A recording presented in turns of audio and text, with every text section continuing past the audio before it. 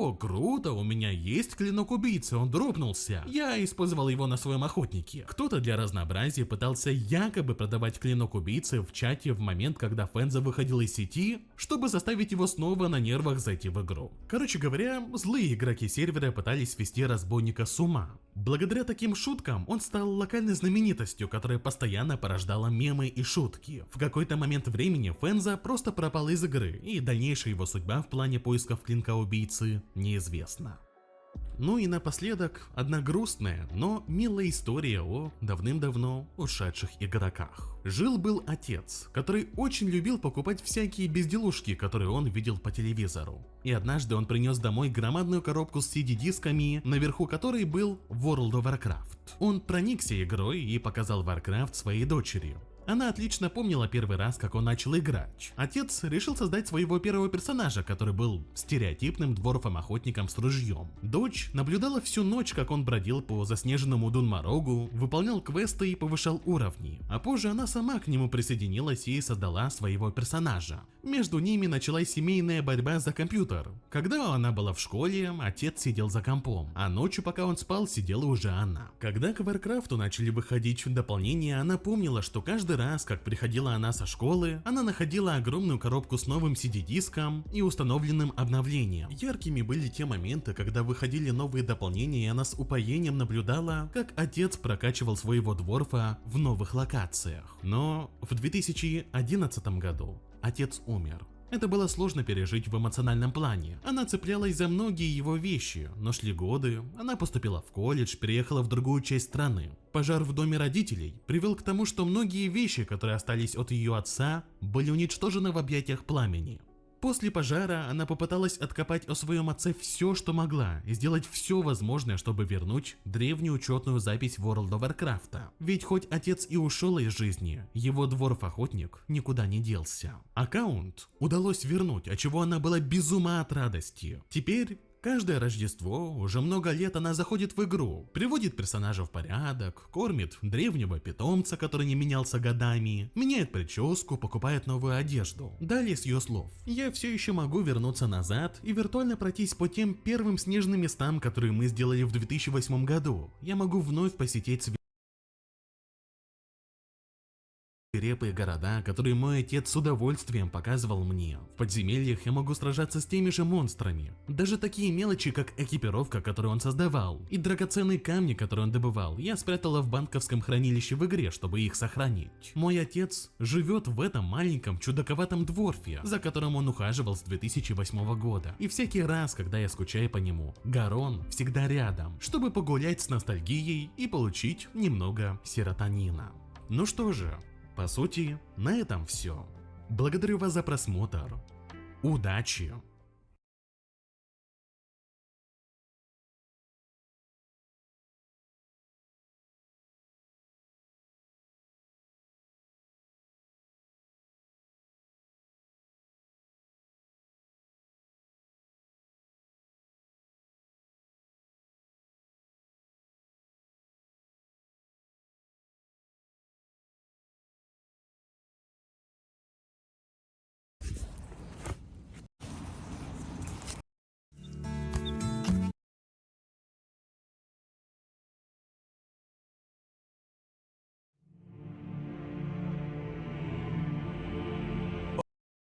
Well, they rang me up and they said, "Listen, mate, we don't have a script that will, get to you, but we've got a concept that we think you might like." And I said, "All right, what is it?" And they said, "It's Ridley Scott, it's 185 AD, and you start the movie as a Roman general."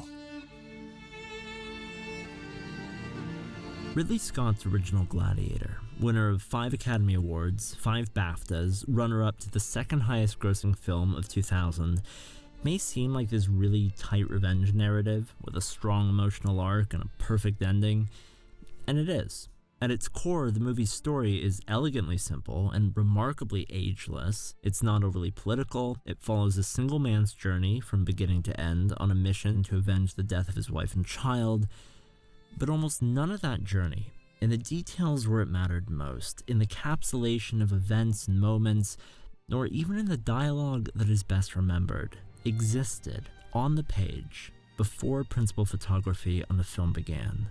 Gladiator is a $100 million movie whose script was constructed almost entirely on set in real time. What I wasn't confident about with Gladiator was the world that was surrounding me. At the core of what we were doing was a great concept, but the script, it was rubbish. The studio think they have a script, right? And other producers think they have a script, but when Ridley and I sat down together and we went through it page by page and we marked stuff that made no sense or that was silly. They ended up with almost nothing, about 30 pages of actual shootable scenes. Yeah, it might have actually been 22 now that I think about it. Yeah. You find yourself alone, riding in green fields with the sun on your face. Do not be troubled, for you are in Elysium, and you're already dead! Now I want to lay the foundation a bit before I get into specifics. Essentially, it went like this. David Franzoni, who had just written Amistad for Steven Spielberg, sold the idea of Gladiator back in the 90s, enough to get the project greenlit. He then wrote his first complete draft of the film in 1997. Ridley Scott signed on to direct it, only he hated the script. So Scott then brought on writer John Logan, Casino Royale, Skyfall, to fix it, specifically reworking most of the central act and, maybe most significantly, introducing the death of Maximus's family as a motivation for the entire film. Not so insignificant. Anyway, that pretty much resulted in the 20 to 30 pages of Gladiator that Scott and Crowe liked, They say no. which they quickly burned through in the first couple of weeks of shooting. So, still unsatisfied, William Nicholson, another writer, was brought on to rewrite as they went. He focused largely on making the character of Maximus more sensitive and relatable, beefing up his relationship with Juba, introducing the whole afterlife aspect, and ultimately turning the movie away from just a revenge flick led by a typical bitter, vengeful action hero to a sentimental journey about a man who lives in hope, who is at peace with the sacrifice he'll have to make to see his family again, and who doesn't succumb to the typical Hollywood hero endings of the time. I mean, that's all huge, and those are just the changes Nicholson introduced. Are you not entertained? While filming. Are you not entertained? However, we were making a movie that grew as we made the movie. And little things became big ideas. And we were being fluid within that gigantic $100+ million budget shape, which is all about schedules and disciplines and being exact about things, even down to, there's one conversation, Ridley wanted to shoot me doing this after battle prayer, and amongst the trinkets on the shelf that the art department had left there, they had these little figurines. So I picked up these figurines and like directed a prayer towards them as if they were my wife and child. That ends up becoming this huge story point, but it was like that was created on the night. Cicero. This is one of my favorite examples because just how big a knock-on effect that one decision would have on the story wouldn't be felt until months later into production. Basically, the character of Proximo originally was supposed to have the last words in the film. A wooden sword. Bearing his sword symbolizing his freedom in the arena where Maximus fell. But when the actor who played him, Oliver Reed, died 3 weeks before the end of production, that tribute was passed on to Djimon Hounsou's character Juba. And instead of a sword, it was these figurines, Maximus's wife and child. The river. Which not only is thematically more interesting, and not only is Juba the character in the story that Maximus has conversations about death and mortality with, You believe you'll see them again when you die? putting a button on that, They will not die for many years. it's a moment and a solution that wouldn't have been conceivable were it not that, well, A, Gladiator was shot largely in chronological order, which is what allowed the story to be developed on set and in real time in the first place, but B, that a gut decision made 18 weeks earlier at the start of production could set the groundwork to make such a beautiful and unplanned ending possible. That's the power of improvisation, the power of subtext, the power of thematic storytelling, something that can exist on the page but ultimately has to be brought out by the director and the actors. Are you ready to do your duty for Rome? And I'm going to focus on that a lot more in my next episode. I'm sort of sticking to surface stuff today, but all of it, Ridley Scott's direction, his vision, the ending, Oliver Reed's death, and how they dealt with it. Shadows and dust. I'll get to it because it's really fascinating. Whether the narrative is complete on the page, or the potential of that narrative is so clear that you can take a risk that you'll grind it together and you'll find it, Now, it wasn't just big narrative stuff that needed so much revision or that people remember. Gladiators, It was the dialogue. I salute you. And I can't stress it enough, for everything Nicholson brought to the table, Scott and Crowe still hated the dialogue and a lot of the lines that were kept, that are frankly pretty cheesy on paper. I'm required to kill, so I kill. Only work because you had this brilliant cast there to sell it. I did not say I knew him. I said he touched me on the shoulder once. Anywhere they could, though, the actors rewrote on the spot. Ah, yes, I remember. And we got some of the film's best lines out of it. You're false as a son.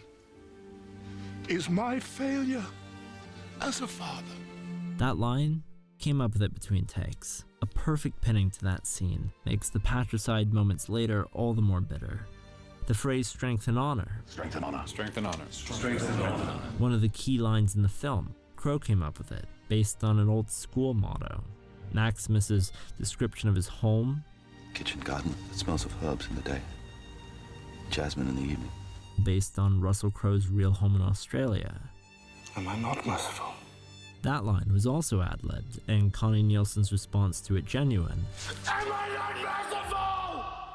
But actually, though Phoenix says the line twice, those were done as two different takes of the same line and just combined in the edit. And then one example of a line that wasn't changed, that Nicholson wrote that Crowe hated, but said anyway because he couldn't think of anything better in the moment, believe it or not, was this line. Father to a murdered son, husband to a murdered wife, and I will have my vengeance in this life or the next. Hey, cheesy or not on paper, they're just those really cinematic moments, that just make you feel good. Gladiator's full of moments and lines like these, and they do not undersell the movie at all. But anyway, that's just screenplay. As I said, I'm going to come back to Gladiator next time to talk about sort of the other side of the coin to all this, the visual side, the language of film, the notion that movies aren't built entirely from the page anyway. They're constructed through expression, through blocking, nonverbal language. It's something I've talked about before. A few months back, I made a video on some of the ways in which Star Wars started out as a prominently visual film, akin to the early silent era movies, about just how well the original trilogy was designed to play without any dialogue at all, thanks to the performances, the music. Of course, you can no longer watch that video on YouTube because of a broken copyright system, but you can now go check it out exclusively and ad-free over on Nebula. If you don't already know, Nebula is a creator-built, creator-owned streaming platform. It has no ads, no clutter, and is home not only to Nebula original programming, like seriously, go check out Roe Deschanel's exclusive series Taboo on Screen, breaking down how various societal taboos are depicted in filmmaking, because it's brilliant.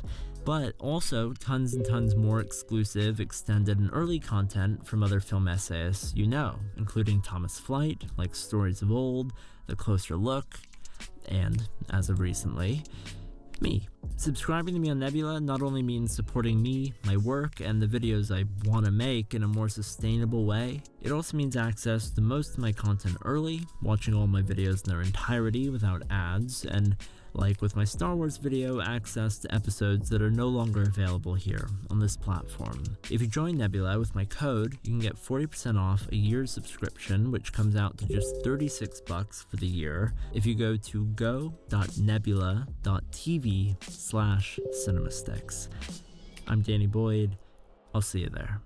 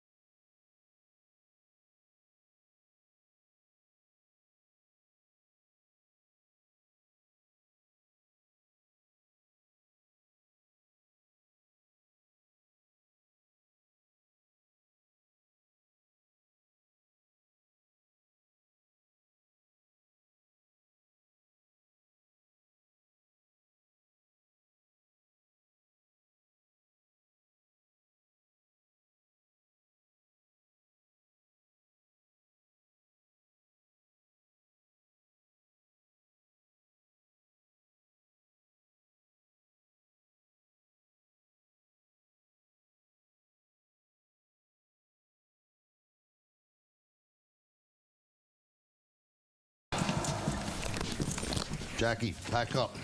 We're moving out. Moving out? Another cell block. Is it bigger? Hi, I'm Danny Boyd, and this is Cinema Sticks. Okay. Jack. Oh, hey, how you doing? Good to see you. Yeah, all right. I not only had always dreamed of working with Sidney Lumet, when I first directed my first short movie, Multifacial. Which audition are you here for? The beer commercial. You sure? Yeah, you're Greg Thomas, right? I didn't know how to direct, and I purchased a book called Making Movies by Sidney Lumet. And that book actually gave me the confidence to go direct this short movie. No one moved, no one talked, no one made a single sound. So, a while back, I made a video on Vin Diesel's early years as a New York-based actor and filmmaker about how he wrote, self-directed, and hustled his way into Hollywood, into the films of Brad Bird and Steven Spielberg, before ever gripping the taut leather of a racing wheel. Captain, the decent thing to do is to at least take you down the road to the next town. A glimpse into a Vin Diesel that could have been, and from time to time, almost was. I want to go pro se. I'm going to be my own lawyer. Do you know what pro se means? Sorta. What do you mean, sorta? If you defend yourself, it's called pro se. I'm going to defend myself. So 10 years later, I was lucky enough to have the opportunity to work with Sidney Lumet. Hi, I'm Jackie D'Onofrio. This is the 2006 film Find Me Guilty, directed by Lumet, the man behind some of the greatest courtroom dramas in history. Where did that come from? It's the same night.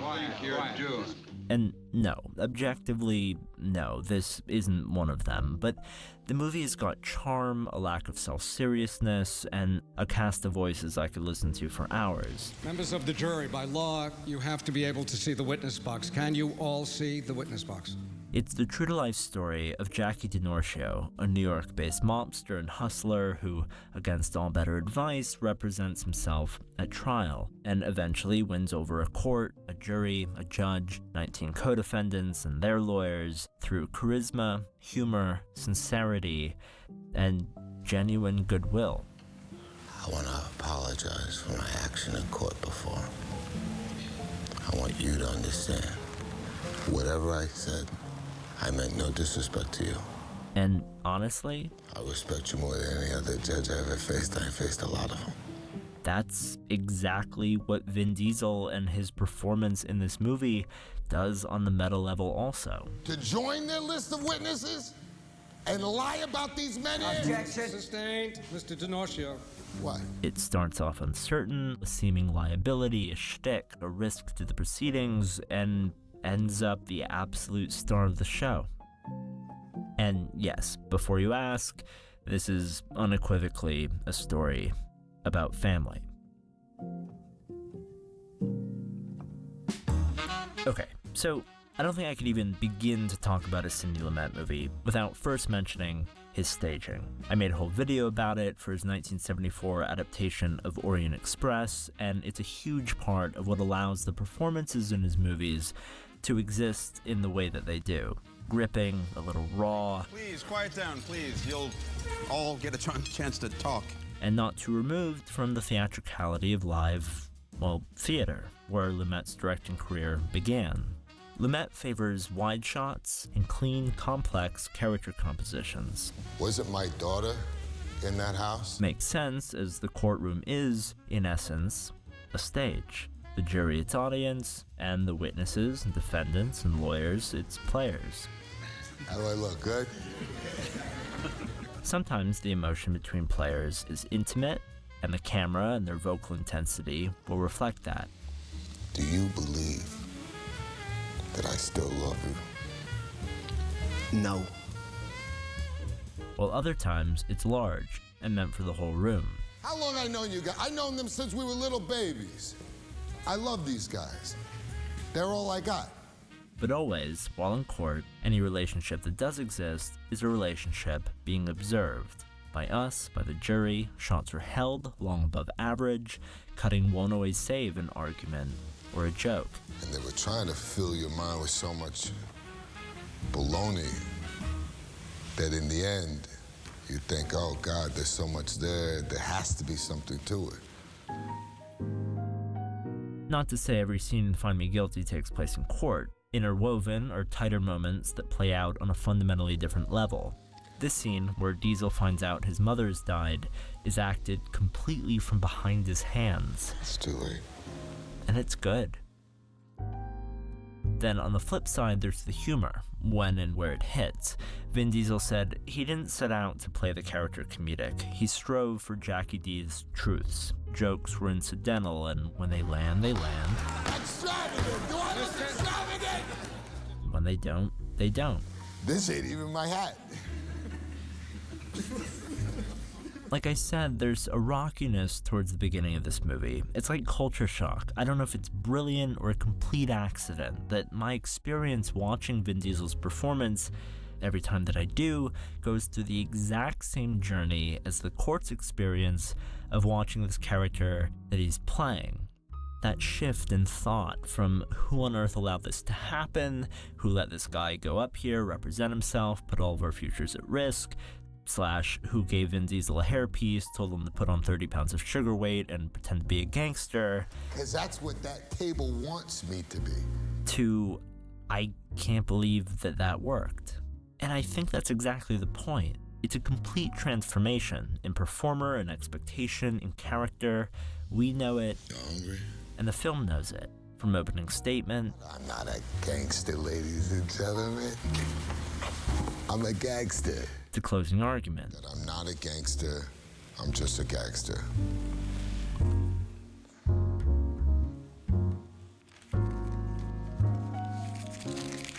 I'm not gonna read from this. Lumet even made Diesel wear the makeup at table reads prior to shooting, not for his sake, but for the sake of all the other actors involved. That's who they had to see to get the performances Lumet needed. What do you call? I call Saul. That's right. Come here.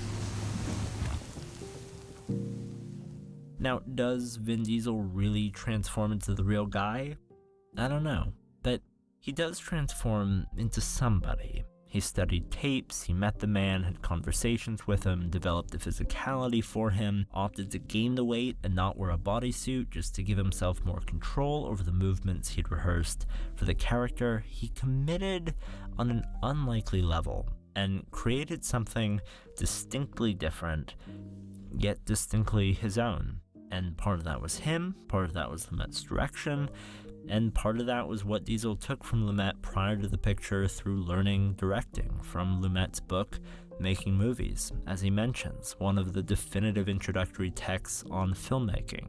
That book shaped his approach to the work. Because it allowed me to,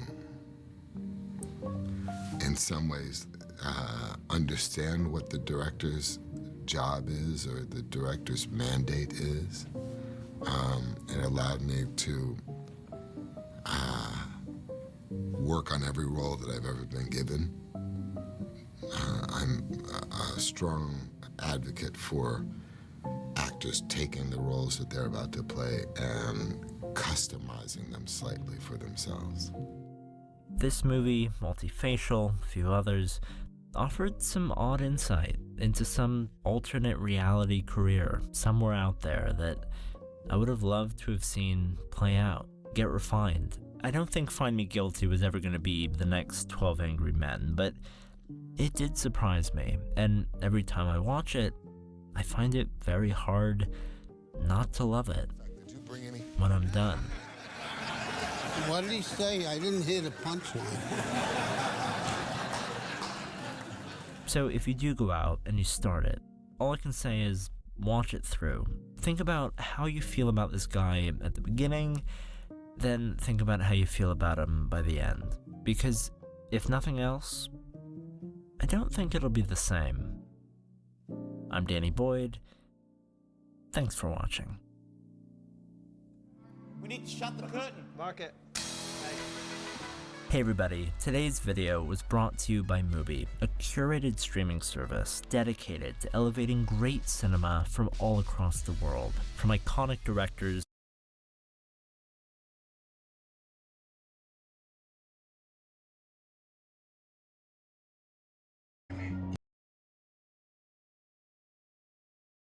I had a conversation with my dad where I came very clean.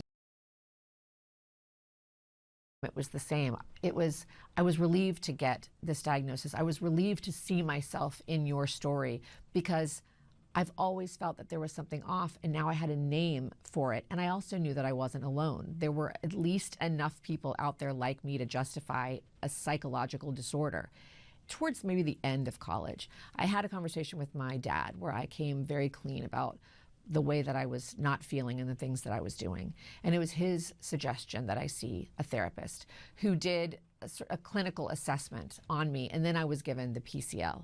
And that the score of that PCL is what determined the actual diagnosis. The PCL is the psychopathic checklist revised. It's the gold standard testing for psychopathy. The DSM is the Diagnostic and Statistical Manual of Mental Disorders. It's the psychological Bible, so to speak. It's what clinicians use for most diagnoses, and it's what insurance companies use in terms of coding and how to pay for the treatment. In order to diagnose someone with antisocial personality disorder, you use the DSM.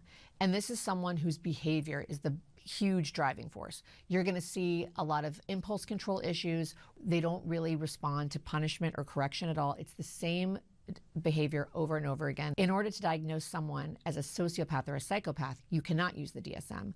For that, you have to use the PCL. So although these disorders have a tremendous amount of overlap and are roughly the same, they're different in that they require different measures for diagnosis. If something isn't in the DSM, that means it doesn't exist.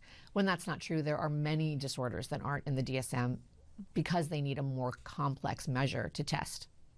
I'm pretty sure sex addiction isn't in the DSM. Looking at the behavioral markers for sociopathy and thinking, who says all sociopaths act like this? Who says that you're saying that all sociopaths are irresponsible, all sociopaths demonstrate criminal versatility, all sociopaths are incapable of impulse control? Well, I'm capable of impulse control, and I'm sure that I'm not alone. I'm capable of being responsible. I demonstrate criminal versatility, but you don't know that. I'm telling you that. If you don't have proof of it, how would you know? And so I was coming to it from a space of, we should be talking more about what's going on psychologically, and we should be spending less time talking about behavior, because not every person who has this personality disorder is acting in the exact same way. In order to sit for the PCL, it is a requirement to have a criminal record. And what that says to me is, you're making a generalized statement about this group. If you are only testing people who have a criminal record, you're going to miss all of those who are sitting on the mild to moderate side of the spectrum who do not have a criminal record, myself included. Now, there is a different version of the PCL called the PCL-SV, which is given to those who do not have criminal records. But the fact that there are two different versions of the same test, I feel, is potentially problematic. And if you're only testing within the prison system, for the most part, your results are going to be far more conservative. My therapist's primary goal was getting the behavior under control and figuring out better coping mechanisms to deal with what we ultimately understood was anxiety related to this pressure that I was feeling. So we approached it that way, like, let's treat the anxiety, and that's what she did, and it seemed to be really effective. But for me, understanding the motivation behind my behavior was secondary to stopping the behavior. So at the time that I was in therapy, at first, I was engaging in a lot of destructive behavior, and that needed to stop in order for me to start learning about my motivations and develop new, more positive coping mechanisms, which is what we did, my therapist and me. In my experience, a combination of cognitive behavioral therapy, which is behavioral based, and talk therapy was really effective. And thank you.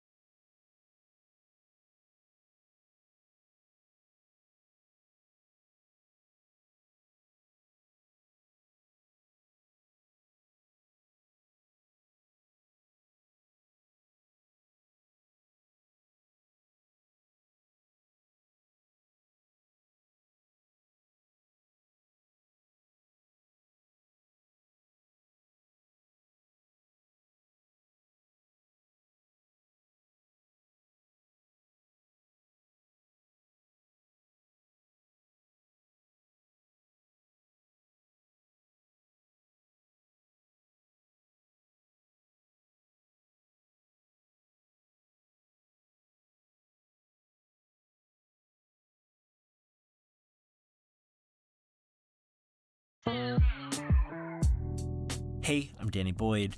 I'm always fascinated by what goes into the editing of a film, how 1,000 disparate shots are ordered and presented, what makes it, what doesn't, and the impact the length of a shot or the addition or ditching of one can have on our experience of a movie. Now, I've talked about Constantine before, specifically how carefully it grounds its supernatural reality and how it subverts our usual expectations of exposition within a genre film of its kind. I'd like to ask you a few questions, if that'd be okay.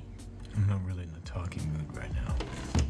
But equally worth looking at, to me, is the way this film took control of its own pace and rhythm after shooting was done. An exercise in editing and storytelling made all the more impressive, considering Constantine was the fruit of a first-time feature film director whose major cinematic contributions up until that point were music videos. A little flavor?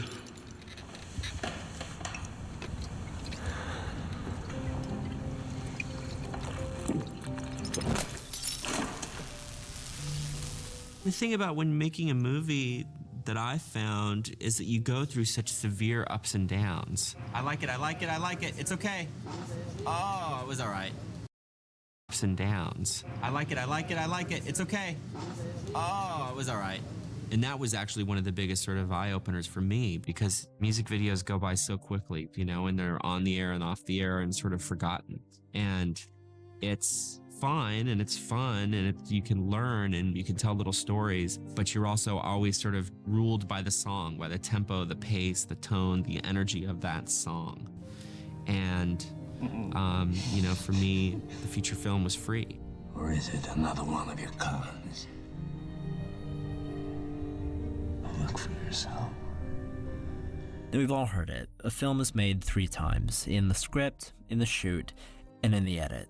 And in each instance, the freedom to make changes, to control the presentation of a story and its characters, remains shockingly vast. This very noir character shot of Constantine in his apartment was a moment constructed entirely in the edit. Director Francis Lawrence and his editor Wayne Warman pulled it from this much later scene, right between shots of Keanu putting on a record and his friend Beeman arriving at his door, and repositioned it to be earlier in the film to help establish a theme of isolation, of the lone hero, a thing we'll see reinforced even more through editing in just a moment. Or, in a somewhat inverted case, there's this scene of the priest going through the newspapers, originally shot as 2 separate scenes but pared down in the edit to help better push along the first act of the movie. But editing isn't just about where in the greater whole you place your shots. It's also about how 2 shots connect with each other, either within a sequence or across scenes.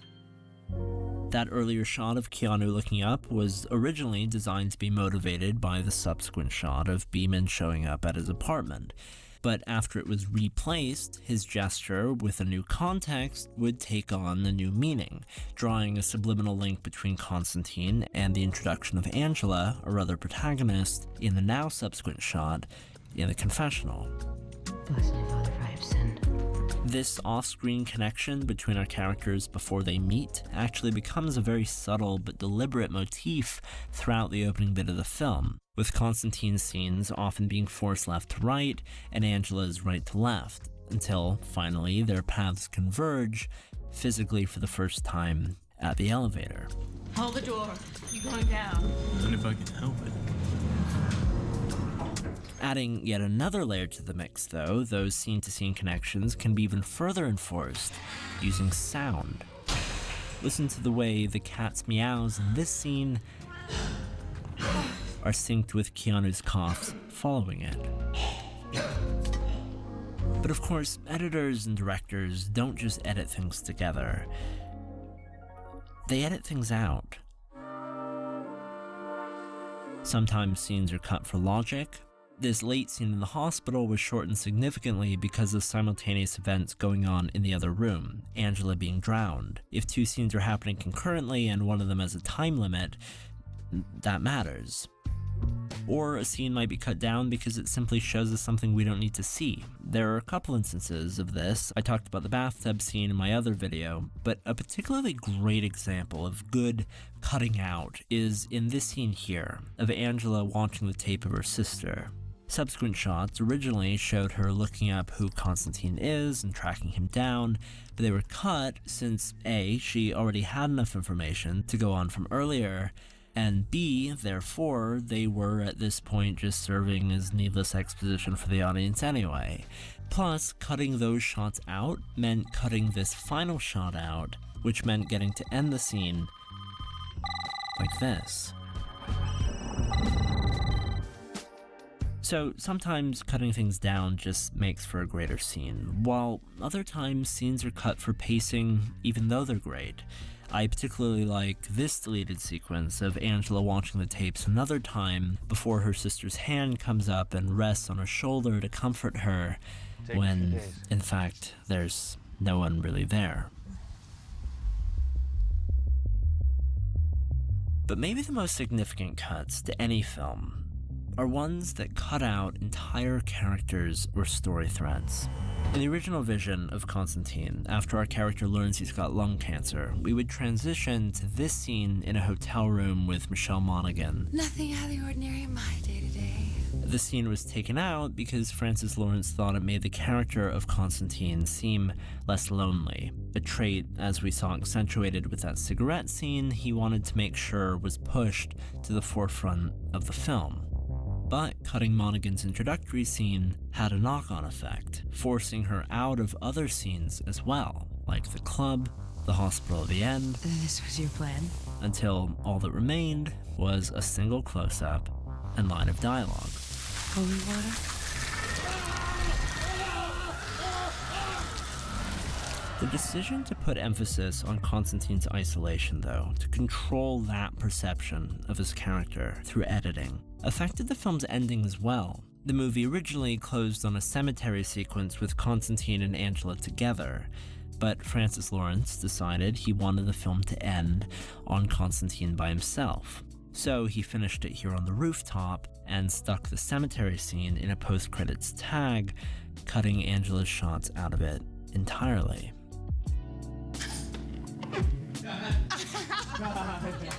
I think also, in the same category, once filming had stopped, was seeing how much you can truly change a movie through editing. Hey, partway through that line, cut to his POV. In videos and commercials, you're dealing with such a small project that, editing is somehow more about design than it is about real structure. Because, there's only so many things you can do, and everything's so dictated by the song or the 30 seconds that the editing choices you make don't have quite the same impact as it is on a movie. The idea of what it does to the movie when you pull one scene out or add the scene back in. What it does has a ripple effect through the whole thing. That was just a fantastic learning experience for me.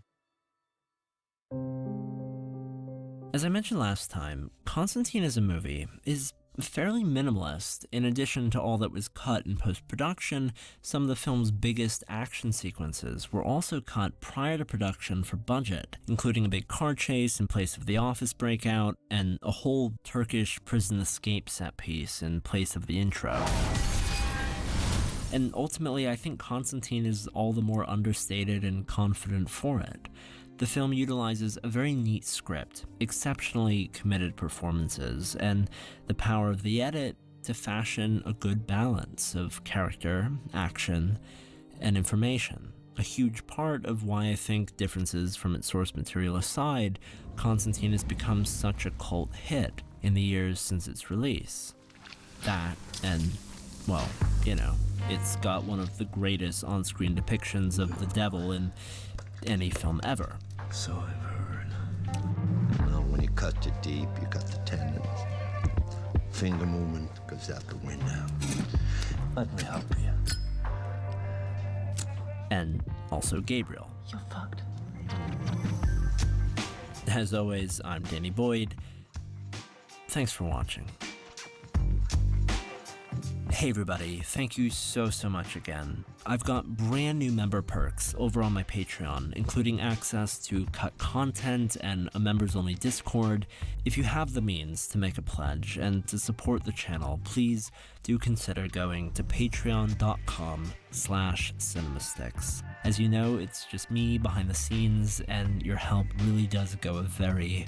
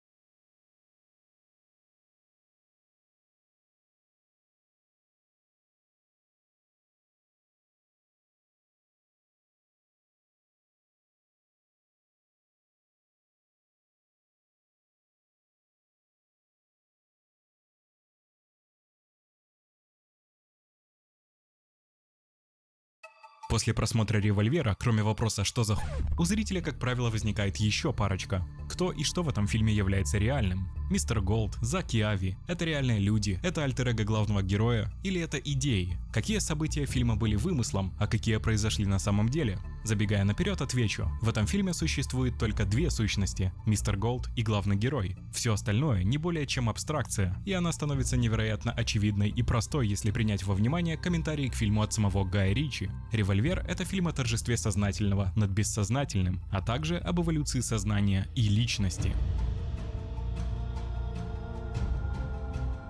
Как я уже сказал, в фильме существует только Мистер Голд и главный герой, который пытается ему противостоять. Все события фильма происходят в его голове. Но под главным героем стоит понимать не Джейка. Джейк всего лишь одна из частей его личности, пусть и доминирующая.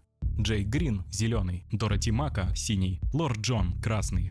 Из этих трех цветов формируются вообще все цвета видимого спектра. Остальные персонажи – их производные. Даже пиксели на наших экранах формируются из трех световых элементов.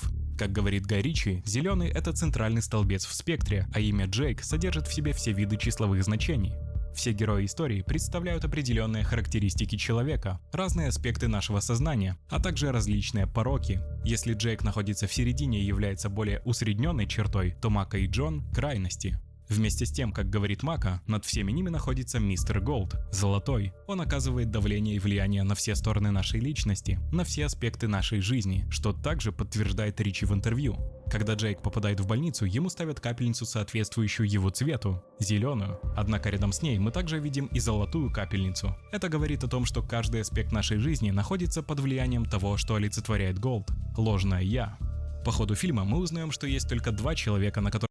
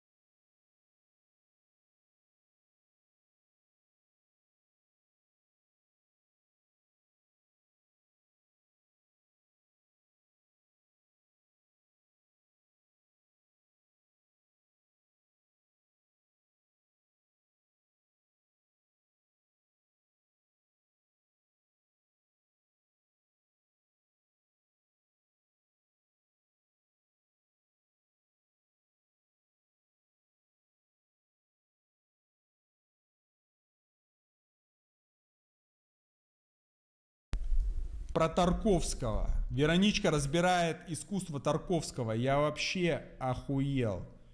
Это пиздец, это шиза какая-то. Вероничка и Тарковский. Где Вероничка, где Тарковский? Конечно же, Вероничка круче. Вероника Степанова о Тарковском. Я когда увидел, я просто подумал, ебаный в рот. Это что, реальность, что ли, или что? Я вообще не знаю. Подруг, друзья. Мы разберем творчество Андрея Тарковского. У меня сначала возникло... Я просто хотел сказать, что почему мне это... Не могу сказать, что... Ну, мне кажется, Тарковский и его фильмы очень сильно повлияли на меня. По крайней мере, мне кажется, я очень хорошо понимаю его творчество, его искусство. Не в шизовую сторону, а в какую-то правильную.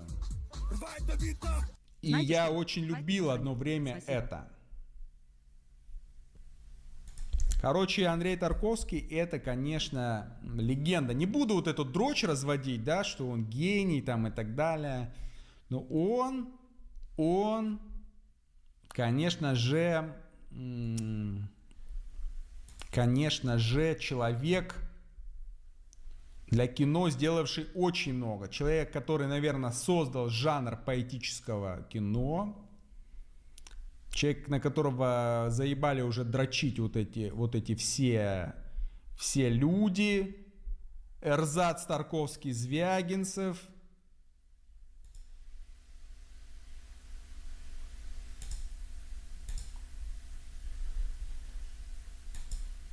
Давай сохраняйся, блядь.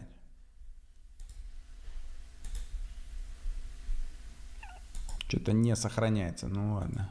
Мы скачали. В общем, посмотрим. Идея разобрать его все фильмы одновременно, но потом я поняла, что это совершенно утопическая идея, это невозможно, так как фильмы Тарковского очень глубинные и многогранные, и заслуживают отдельного, конечно же, видео. 7,5 фильмов. И акцент мы будем делать на таком фильме, как «Сталкер». Тарковский снял 7 полнометражных фильмов, и «Сталкер» — это была та лента, которая погибла. Но, как сказал Тарковский, когда он ее переснял, она была лучше, чем предыдущие. Я это могу сказать по себе, когда я снимаю свои видео, и они... Мне нравится на собой... Тарковский, там несчастный человек 2 раза один и тот же фильм снимал, и она сравнивает с тем, что она свои просто шизоролики с ним как бы 2-й раз записывает. Меня гибнут по причине того, что был некачественный звук или еще что-то. Когда я его переснимаю на следующий день, оно всегда получается лучше. И это не сейчас какая-то попытка себя успокоить. Нет, это действительно так. То ли ты делаешь какие-то, учитываешь какие-то моменты, которые ты забыл, да, в первом варианте. Ты что-то больше вспоминаешь, ты что-то больше и лучше разучил. И эта спонтанность, она никуда не уходит. Для спонтанности всегда есть простор, там ты можешь ее применить вновь и вновь. Когда я предложила вам разобрать Тарковского, услышала от многих из вас скуку. То есть она сама предложила это сделать. Это интересно. Это очень интересно. Нихуя себе. Что, Васька или Петроградка? Ты мне, кстати, хороший вопрос задал. Петроградка такая, типа, да, все любят Петроградку, тогда, но я тоже Петроградку, ну и люблю, и хорошо знаю, но Васька недооценена. Васька недооценена, там до сих пор вайб старого Ленинграда жив, алкаши, вот где живут алкаши еще, это на Ваське. Это на Ваське живут алкаши до сих пор, эти коммунальные квартиры, полные алкашами и наркоманами, это на Ваське беру как бы Ваську. Скучно. Тарковский, это очень скучно. Посмотрите, Тарковский сделал акцент прежде всего на это скучно. То есть... Ну, нихуя подобного. Он не делал фильмы специально, чтобы они были скучными. Они не скучные, они просто в своем таком ключе размышленческом. Есть порох, у меня есть порох, я пиздец молод, танцую 7. Это вообще не скучно. Для кого скучно, это просто значит не его эта штука. Один из таких ярких мотивов — это погрузить человека в его собственную скуку. Потому что... Скорее воспоминания. Воспоминания не равно скука. Ну, короче, такие слишком вольные трактовки Веронички, в целом, как всегда. В общем-то, красной нитью во всех фильмах Тарковского идет такой психоаналитический, прежде всего, контекст. Что происходит с тобой, когда ты погружаешься в эту скуку? Какая она? Познакомься с ней. Сколько ты пребываешь в этой скуке? Как долго ты в ней живешь? Ну, это такое себе, очень специфическое. С очень специфическая трактовка. И если вы обращали внимание, когда вы пытаетесь работать над собой, часто становится скучно. Так, мне, блядь, скучно, я хочу выпить вина. Присылаем 5, никто сюрприз для Замая не хочет сделать. 20-24 где? 5 где? 10 где? Например, даже учить английский язык вы можете зайти в эту скуку, потому что наше психическое не хочет меняться. Оно хочет пребывать в прежнем таком виде, очень абсолютно безмятежном релаксе, так сказать. А всякого рода психотерапевтическая работа. Вы можете это замечать, отмечать у меня на проектах, семинарах, марафонах, что, Вероника, я в какой-то момент заснула. А момент засыпания или скуки, то самое сопротивление, называемое. Мне кажется, это просто прогрев... Это просто прогрев к какому-то новому курсу ее. Тарковский тут вообще ни при чем. Не забудьте поставить лайк на трансляцию и передать за проезд. В психологии, когда человек соприкасается с неприемлемой, с детско-родительскими отношениями, какой-то обидой, воспоминания травматичные и так далее. И поэтому Тарковский хотел очень сильно, так сказать, подчеркнуть, да, сделать на этом акцент, скука. Это первый момент. И второй основополагающий момент, все-таки фильмы Тарковского, это артхаусное кино, оно не для всех, для него нужно созреть это раз и иметь такое грибное правополушарное, в общем-то, мышление. Грибное правополушарное мышление. Я не считаю, что это кино не для всех. Это кино для всех, кому это может быть интересно. Это снобистская позиция, что оно не для всех, для особенных. Это хуйня, это как бы для тех, кому интересно. Ты должен уметь сновидеть эти фильмы, потому что это все, если мы видим в некотором смысле обломки каких-то сюжетов, да, это что-то из бесконечных снов, как такой какой-то наркотический сон Навального, из которого ему никак не выйти, да, то есть он бесконечный просто этот бэд-трип. То есть вот это бац и 7 суток, да, вот это? То есть его тащит, это совершенно феноменальные диалоги. Познание только тогда истинно, когда оно опирается на нравственность. Нравственной или безнравственной науку делает человек. Вспомните Хиросиму. Ну так не делайте науку безнравственной. Странно. Если говорить про «Солярис», мне хотелось весь фильм сидеть и записывать эти диалоги. Настолько они безумные. Казалось бы, господи, как у вполне себе адекватного человека, Тарковский адекватный все-таки человек, несмотря и на его аутичность, в нем есть вот эта творческая аутичность, он полностью погружен в мир своих грез и фантазий, каких-то переживаний. Он все-таки такой мирской человек, и одна из его субличностей более чем заземленная. Ведь для того, чтобы организовывать это в Советском Союзе, собственно говоря, он своего рода как Фройд, который открыл детскую сексуальность, он бросил вызов. Да? И на тот момент весь кинематограф, он был настолько зацензурирован, что Тарковский со своими фильмами, но это нечто. Да? Люди кричали, комиссия вообще была в шоке, то есть он терпел... Не кричали, топали, визжали и говорили: поставь на повтор. Конечно, очень много каких-то таких конфликтных ситуаций, и конфронтация, она вот шла по жизни, она, собственно говоря, его и выдавила. Вот эта советская жизнь, квадратность, неприемлемость каких-то вещей, она его и выдавила, и избавилась от него, да, выплюнула, как очень многих талантливых людей. И сегодняшняя Россия выплевывает, мы видим тоже, талантливейших программистов, в общем, каких-то творческих людей, да, она периодически выплевывает, что уж тут говорить. А Тарковский мне очень близок, я очень во многом... Блять, пиздец. С ним похожа, и на многие вещи смотрю его глазами, поэтому мне довольно легко дается его творчество. Так вот, к вопросу о том, что... Мне кажется, она такая пытается, вот она, вот типа, не такая, как все, да, то есть она смотрит Тарковского, ей хочется казаться, что это вот... Это круто, это высоко, это вот что-то такое особенное. Поэтому говорит, он мне близок, ведь это не для всех. Хотя... Фильмы Тарковского, они не для всех. Они... Разве этот человек не заслуживает, чтобы открыли бутылочку? Для тех людей, кто умеет в мраморе, в дереве, в огне, в чашечке кофе, в песке, где-то на обоях, на снежинках видеть сюжеты. Графоманом, короче. То есть она говорит, что вот это псевдовидение смыслов в каждом как бы в кусочках мочи, которая по снегу разлилась, это и есть настоящая суть. Это не так. То есть ты как бы умеешь видеть сквозь, ты можешь это сновидеть. Потому что если ты будешь Тарковского смотреть как какой-то фильм ужасов, блэкбастер или что-то, что держит тебя за яйца, остросюжетное, ты не получишь ровным счетом ничего. На эти фильмы нужно вызреть, и опять же, на них можно не вызреть никогда. До них можно не вырасти никогда. Вот как Невзоров, он до них не вырос. Обоссываем Невзорова. Когда я слушала его отзыв о Тарковском, я поняла, что он его не понимает и не поймет никогда, сколько бы ему ни было лет. Чтобы понимать фильмы Тарковского, нужно быть особенным человеком. Вот. Понятно, понятно. Особым таким и обладать... ну что ли, каким-то внутренним духом, чутьем. Я думаю, чтобы понимать творчество Тарковского. Потому что все его фильмы разгоняют... Лично для меня. Всю репрезентативную систему твою. То есть ты можешь нюхать его фильмы, когда он заходит в этот подвал. Когда...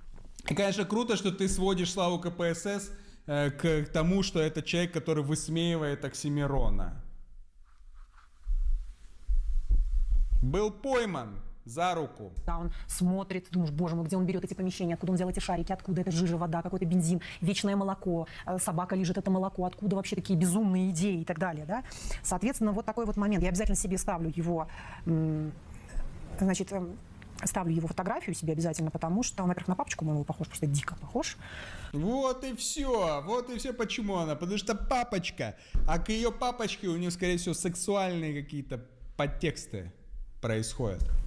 Поэтому я его ставлю, чтобы постоянно мне держать его, так сказать, в поле зрения, потому что я его люблю. Я люблю Тарковского, хотя мы сейчас немножко его, конечно же, покритикуем и так далее. Так вот, мы будем возвращаться. Ну, немножко так, чтобы доказать, что он разбирается в Тарковском, надо его покритиковать.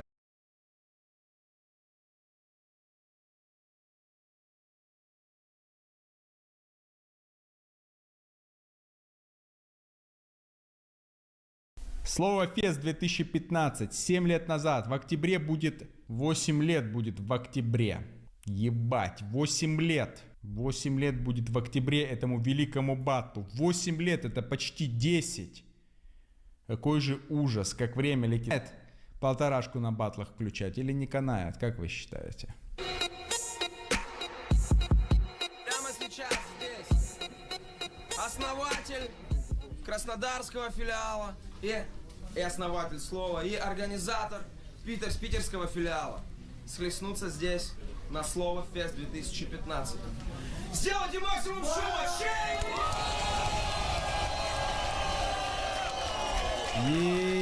Генерал выходит под мощное.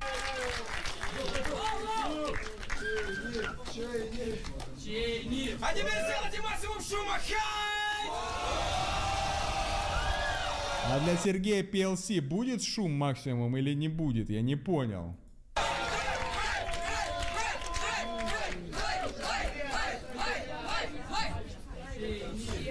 Вам нужна монетка?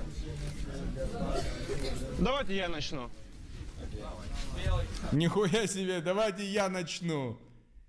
А может, Хайд хотел начать? Я не понял. Я не понял. А давай он давайте шумотрение сделаем.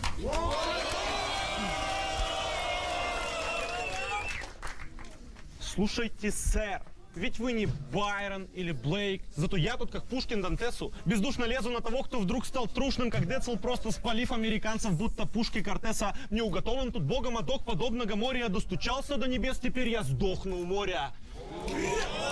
Я на пути у богов старой школы, да куда... В Краснодаре формально нет моря, понимаете? Формально в Краснодаре нет моря, еще ехать на него надо. Руками по лесу, освоив смоки карате, возглавив каменный лес, где город джунглей по законам стаи скали таскал. Его покинул шеф, теперь там городская тоска. Пиковой дамой долго вызывал тебя, великий. Пусть говном пахли латы первого отряда лиги. В том не виноваты ноздри, просто с крека долго в дымон. Андрей Андреевич, здравствуйте. Берсерк сзади. Почему в нашем батл-рэпе так мало на девушек? рэк сзади. Я могу вспомнить только Люки Вильямилевскую. Большая любовь и респект из Самары. Фест шел не в Краснодаре. Понял, Никсон, понял. Юра из Зерепирок, спасибо большое. Он решал вопросы, трудно ли быть богом ему. Схема просто по Смокимо, да? Ну Хайд вообще жестко. Отец просто смотрит жестко, испепеляющим взглядом. Это просто уничтожение некоторое происходит. И вот Млечный, как же крут Млечный, и уже тогда был крут. Пора идти ко дну и нехуй обвинять Посейдона. Тут мы не в Питере, значит у меня не все дома. Народный гнев движет устами этой бляди седой, а я обязан, чтобы их пасти наполнялись едой. Сезон расти эту... Бляди седой наполнялись едой. Отлично, отлично. Массу, корми без сырости мяса, чтоб с каждым выпуском от радости расплылась гримаса. Ну я двуличная срань. А вон тут пацан сзади с такими мощными подкрашенными глазами. Вот смотрите, между Чейни и Берсерком такой человек, какой-то год, или просто так тень падает, или у него два фингала. Братишка, кто бы ты ни был, большая тебе поддержка, не грусти вообще нихуя. Сгорю нынче в кострах, покуда лично признал, что их любимчик просрал. Как объяснить, что тот, с кем шли пешком аршинами дали, ложивший на медали, лишь бы мы вершины видали. Потом зашел большевиком с бронемашины, а далее ушел, считая себя сдавленной пружиной педали. Да ладно. Ебать, как это мощная вершины надали, будто бы першили мы гали. Калек. Мы валим, парим, жарим. Детям плохой финал, как вымерший от кори детсад. Судейство высоко... Вымерший от кори детсад. Будто бы корень... Трицак? Внезапно, как в походе десант. Я тот, кто выпал там в осадок, как росой конденсат. Кто не найдя там языка, словно плохой диверсант, не связав пару слов, а боссон был струей тренда. Тут, взяв 3 слова, для тебя стану судьей дреда. Ебать, как Берсерк реагирует просто уничтожающе. Хотя, Антош, я ж тебя вызвал к барьеру. Бля, буду выстрелом Авроры сделать выстрел карьеры. Разбужен зверь, что меня съест, а потом выстрелит в вольерах и закопает, ставя крест, как орден госпитальеров. С песней, мол, я скопил говна на годовой запас. Каждый кусок шлифуя, будто голубой топаз. Аля я тренд и на троне, и хуй вы Д на троните. Он знает все обо всех, НКВД на проводе. Мне девизы. Мне девизом пришло, мол, он вызнает, что в тайной комнате я под замком таю. Рыл для сплетни рукою могильную землю и вытащил всю подноготную. Мне сказали, что ты не был сверхчеловеком, когда гамадрил тебя туз драл, что ты гнида для всех и ни для кого, так говорил Заратустра. Туз драл, Заратустра. Блядь, рифмы, конечно, охуенные, просто мощнейший разъебчик. Сложно, будет проще. Пусть знает... Сложно будет проще. Ой. Ну, чей не может, чей не могет. Подруг, друзья, передаем за проезд. Надо бутылочку вообще-то открыть. Уже второй стрим не открываем бутылочку. Ну как это? Ну это невыносимо. Вы что ж делаете? Сегодня топовый донат, начиная от 20-24, заполучит этот прекрасный первый экземпляр графического романа Ханза Май. Комикс, вот он. Смотрите, насколько он крут.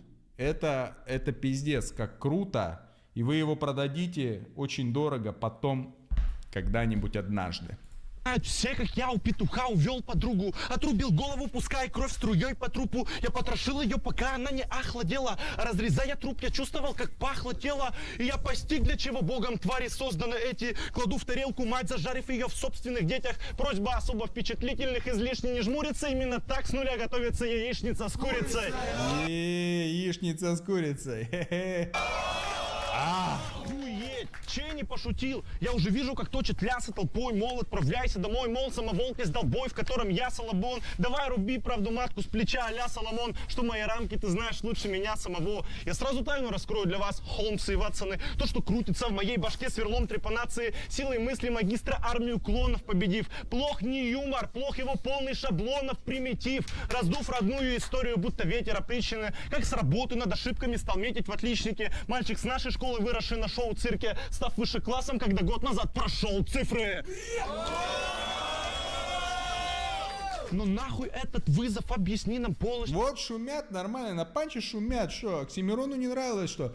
Ну, толпа не шумела, Смысл? Корабль, двигаясь со скрытностью подводной лодки, лезет в наш порт, готовый бить по нам с прямой наводки. И на чужом языке, мол, мы с флота союзников, нам надо верить, но что же он прет по старому курсу, к ударному пуску поставлена цель уничтожить. Мой самолет, что у сердца последней пули храню, и укрывал черновиками в листовую броню. Подняв словарный запас моего склада ума, с огромным ревом поднялся в полной прохлады туман. Эй, матросы, кто видел... Я в нем защитника юга, готов топить за своего лучше, ищите каюты. Я прилетел сюда для всех, угрозы в небе нависнет, кто со звездой на корабле того, что мне ненавистно. Но я не выстрелю, он за небо... Не, сначала, кстати, у Хайда злее было лицо, но все-таки злость сохранять, ну, нужно быть на, как бы, ну, больше усилий предпринимать, энергии больше тратить. Он сейчас такой просто, типа, да, похуй, нормальная тема, нормально. Сам бы пошуметь тоже мог немножко. Вот панчи соперника, вот непонятная ситуация. Надо панчи соперника как бы игнорировать, да, или типа ему говорить, блядь, да, красава, вот это ты ебанул меня. Пробиваемой толпой, я на прицелах, каждый летчик вызывал меня на бой. Но я иду к цели, не став на твой отряд отвлекаться. Взгляд безумца для тебя, для меня взгляд камикадзе. Что ради края восходящего солнца оффлайнов летит взорвать с криком банзай, мигом несется на лайнер. Удар в корпус, и я арсенал сил, разрушающий взрывом, подогревая днище, поразив окружающих, разнося волной пилотов, избиваем обзор. Сразу же твой день окрашу в несмываемый позор. Идешь на дно, не продержавшись и 5 секунд на море. Тебя высекут, как суку меня высекут в мраморе. Мне Олимп не нужен, мной будет гордиться Посейдон. Я, впитав кровью кодекс батловых традиций Бусидо, воскресну летчиком Люфтваффе. Понесу на себе крест за каждый бой, за всех асов мною спущенных с небес. Ну я не объективный. Может быть, на другом бы какого-нибудь исполнителя мне бы показалось это там чрезмерно литературщиной, кринжом. Ну, я вообще нормально. Чейни, его стиль вполне себе авторский. Смыслы есть. Есть, конечно, некоторые, ну, как бы вот этот рифмодрочь, такой, возможно, где-то ненужный, но здесь он вот такой в форму вплетается, и вполне себе там существует нормально. Почему нет? Передаем за проезд.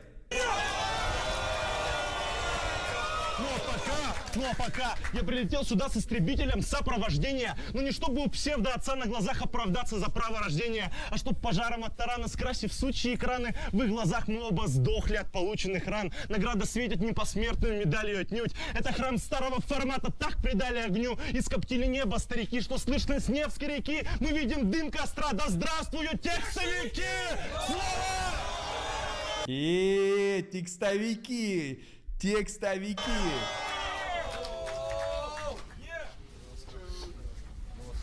Слово, слово. Слово, слово. Слово в слово. Окей, это был Чейни! Ну жесткий, жесткий, жесткий. Сейчас будет давить, сейчас будет батя давить. Первое слово хать, шум! Поехали. Ты цитировал Заратустру и говорил, что это сложно. Нет, это слишком простое. Мартин Лютер говорил, у меня есть мечта, и я ее сегодня построю. Ебать, построю! Как мел строю. Мен строю? Слышь, чё, блядь, крутой парень. Тебе пора давно знать о том, как ты бездарно наш сезон сдал. Я тебе скажу это в лицо так лишь один раз. Я год назад сказал, что ухожу с проекта. Чтобы записать альбом, мне было важно это. И слыша постоянно от тебя кучу советов, я был уверен, что новый сезон будет жгучим, как лето. Его весь Краснодар ждал. Стар, млад, друг, враг. И я ждал, брат. И мы в итоге получили один мейнсрань. На пару с гноем лениво жевал хуй сван. Чё за хуйня, блядь? Где тот запал глаз? Когда ты вел батл, я ждал имен град. А ты спугнул цель, которой мы шли, который год, брат. Так когда тот день наступит... А уже на России обсуждает, да, вот этот чувак справа, почему он постоянно руку у лица, наверное, у него там прыщ какой-то мощный вскакнул, да? Каждый хейтер в восторге. Я не мог ожидать, что все так тупо, что свой же нас топит. И не надо рассказывать про работу, семью и гастроли. Ты за год разрушил то, что мы 3 пытались построить. А теперь... Так что сними сейчас в знак уважения проекту свою крутую кепку. Да, я бунтую редко, но рифмую едко. И мне обидно, что ты топчешь семена слова, проросшие через мою грудную клетку. Ведь я помню себя на их стороне. Всю батлов хип-хоп страсть. Нельзя на преданных тебе людей так хуй класть. И я тебе все это говорю здесь и сейчас, потому что, блядь, я вообще единственный из вас, кто может ему это сказать. Заткнулись нахуй, блядь! Закрыли все свои рты нахуй, блядь! Потому что я... Ну, это так себе этот... как будто кто-то против что-то говорил. Хайд, говори свое слово, говори, все твое. Тебя знаю, и я верю в то, что ты исправишь. Я тебя знаю, и я в тебя верю. А теперь ты, мразь. Давай, еби меня, еби. Ломай меня полностью, как говорит Чейни. Так. Вначале было слово, и слово было у Бога, и слово было Бог. Это слова из великой книги Чейни, слова из книги о великом Чейни. Но это не слова из великой книги Чейни, не слова из книги о великом Чейни. О, ну такие аборигенские структуры, Замаю должно, по идее, понравиться, да? Чейни. Нет, он не так велик, как всем считать велит, и нет никакой особой вражды между нами. И когда я говорю, что Чейни хуй, я говорю, что Чейни дико, значит, просто называю вещи своими именами. О, ну специфический панч такой, слишком притянутый. Американские президенты поймут. Они... Американский президент, блядь, сука. Считают... Блядь, что-то жестко как бы, что-то ебут, если честно, прям без гондона. Что у нас с тобой принципиальный бой. Да хуй там квакал. Я хочу... Мой гой. Батли только с Хайдом. Я не приеду на фест. Этот питбуль как сука плакал. Они считают, что тут схватка Вильзевула и Белиала. Это не так. Я батлю с подчиненным из филиала. И прежде чем я возьму...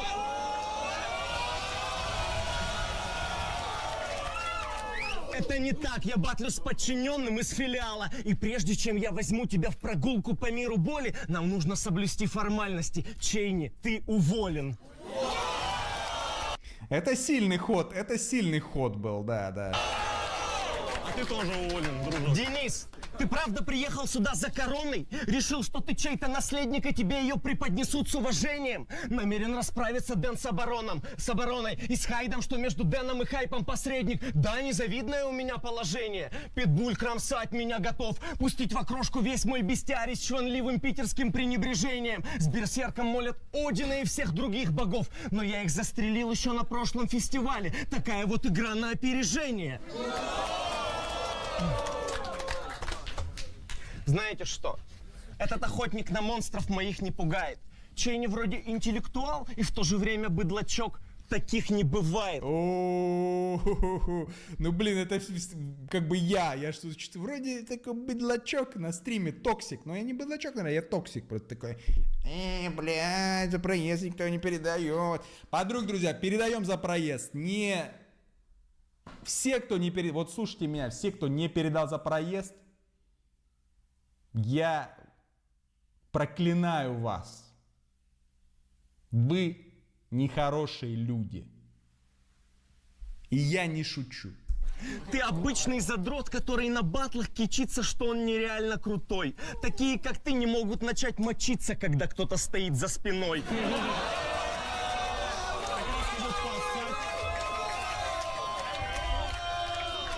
Не получилось. На кентов поссал, красавчик. На кентов поссал. Получилось.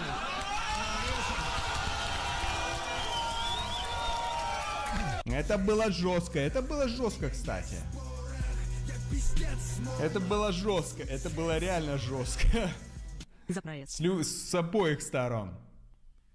Грогл, спасибо за соточку, спасибо большое. Подруги, друзья, сегодня разыгрывается этот прекрасный первый экземпляр комикса, графического романа. Понимаете? Графический роман. Ханза Май. Ставки от 20-24. Пятерка, чтобы открыть. Давайте вина сегодня выпьем. Сегодня пятница, выходные впереди. Ну что такое? Что за дела? Ди, даже если ты разыграешь тут оперу Верди, выпьешь бренди и будешь прыгать орать как Йоланди, разоденешься Дэнди или вызовешь пламя из тверди, как только вместо нас заговорят стволы, то твой не будет Ганди. И ты забьешься в угол, когда я ночью в твоем доме возьму твою шлюху за горло, она будет вопить неглиже. Глядя в твои глаза, в ее беременный живот, я выпущу обойму. Я добрый надзиратель Каже.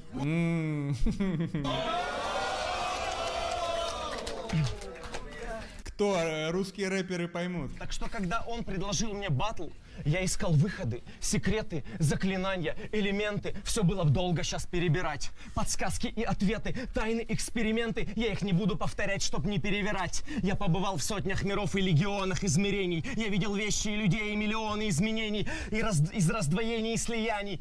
Стремлений и испепелений. Обременений и воздаяний. Из противостояний и стремлений. Миры, где люди на самом деле свободные. Где подружки у клевых телок симпотные. Где полюса сжимают нас во льду. Миры, где можно намочить манту. Где втрою вторглись кони в деревянном муравье. Мир, где реванш ебучий сомелье и печет охуенно курабье. Беременных детей, рожающих детей поменьше. Миры уну парлон франсе, парске Наполеон не был повержен. Где парсеки как секунды. Где ладони вместо века. Мир, где терра, гея, гая — это три разных человека. Где по пьяни я набил имя Руслана на соске. Мир, где мелки рисуют человеком по доске. Экскурсии на водопады из грудного молока. Рекурсии пространства. Мир, где ад был в облаках. Где крики матерей — это награда и приятный фон. Так вот, мира, в котором мне не похуй на тебя, я не нашел ни одного.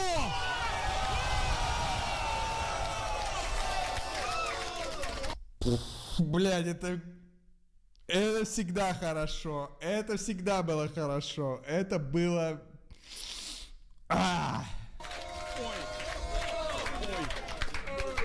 Да, сегодня здесь ляжет труп Хайда с распоротым брюхом. Но дело не в нем ни на грамм, будто он торговал, но не нюхал. Если ты вдруг увидел в нашем батле мой интерес, то ты слепой как крот. Ведь здесь интересует только мой хуй, твой рот. Простенько, но вот так вот бам нахуй. Я тут лишь потому, что люди злые, чтобы их напугать, нужен кто-то позлее их. Мне на тебя наплевать, но тебя разъебать просил один человек. И так вышло, что это желание стало последним. Поэтому я изучил все интонации твоего шепота, бобер. Чей не стираю в кровь, как собачью жопу об ковер. И рассказывать мне тут про мои зашквары дело пустое, пацан. Никто не знает моего лица так, как я сам. Ты не нароешь обо мне того, что я сам в себе нарою. Да, мне нужно было рушить старого себя, и я построил из себя что-то другое, и сегодня здесь ничего из себя не строю. Я воспитал себя с нуля, как Джанго Фетт своего сына. И тот мой труп — это лишь моя старая сброшенная шкура. Прошу не путать с Ивом.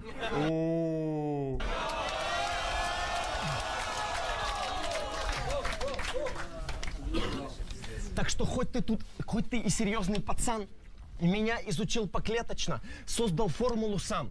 Всю тетрадь исписал в заметочках, построил график на раунды, скрепил все точки алой леской. Ёбаный хищник, даже между твоих уголков рта для меня мало места.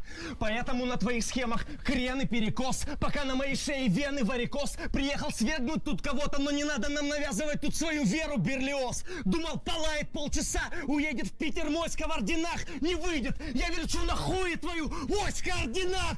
Слово!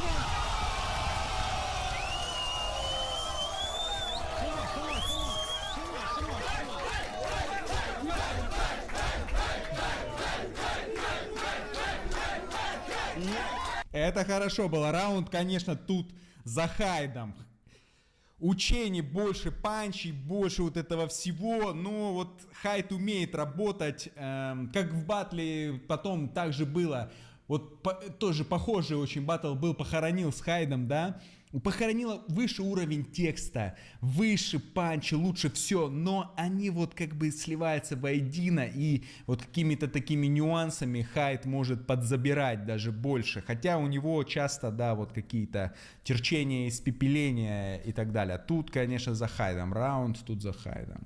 Хотя, у Чейни высококачественный раунд, мне нравится, как он ткет, у него свой стиль, у него тут все в порядке, нет. Это было первое слово Хайд. Второе слово Чейни. Едем, подруг, друзья, передаем за проезд. Кто не передает за проезд, уходите, просто уходите. Без проезда нехорошо, некрасиво. Сегодня я смою эту ебучую спесь с лица. Пусть фаны Хайда, видя эту мразь опущенной крестицы Тохоль, вечно в пролете, как бомж, живущий на лестнице. Ты, сука, дашь дуба на этой улице Вязов, когда я покажу, как в Петербурге рубится мясо. Мой 8-й баттл означает, что я 7 раз отмерил в свете событий, пора резать. Без тени сомнений. У стада стынет кровь, когда я стыну с топором. На этой кухне мои истины просты для поваров. Все резать пожив. Это баттл. Тут 2 раунда, правильно я понимаю? Тут 2 раунда, как обычно. Соль на раны сыпать со сторон на 3 куска сочного бифа, и все сыты со второго. Чтобы ваша кухня вас побаловала рационом, просто выкупайте мясо, я глава аукциона. Одну голову скота забью за вкус молока, да так, что его пятый... Ебучие дегенераты, как будто из очень страшного кино эпизод с 8 милей. Пизда стыд. Вовочка. Вовочка, это батл рэп.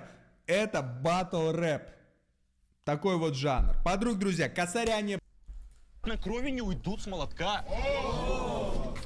Скотина, скажи, каких телок ты ебешь на батле? Да на тебя хотя бы одна из овец запала и в лес не съебала. Ведь они все боятся стать твоей принцессой бала. Они по твоей имени видят, в тебе нет запала и нет искры. Ты одинокий и без цели, сидевший за затвором, потом выйдешь как последний сердечник. Ледя свинцом из магазина, будешь сжечь этим...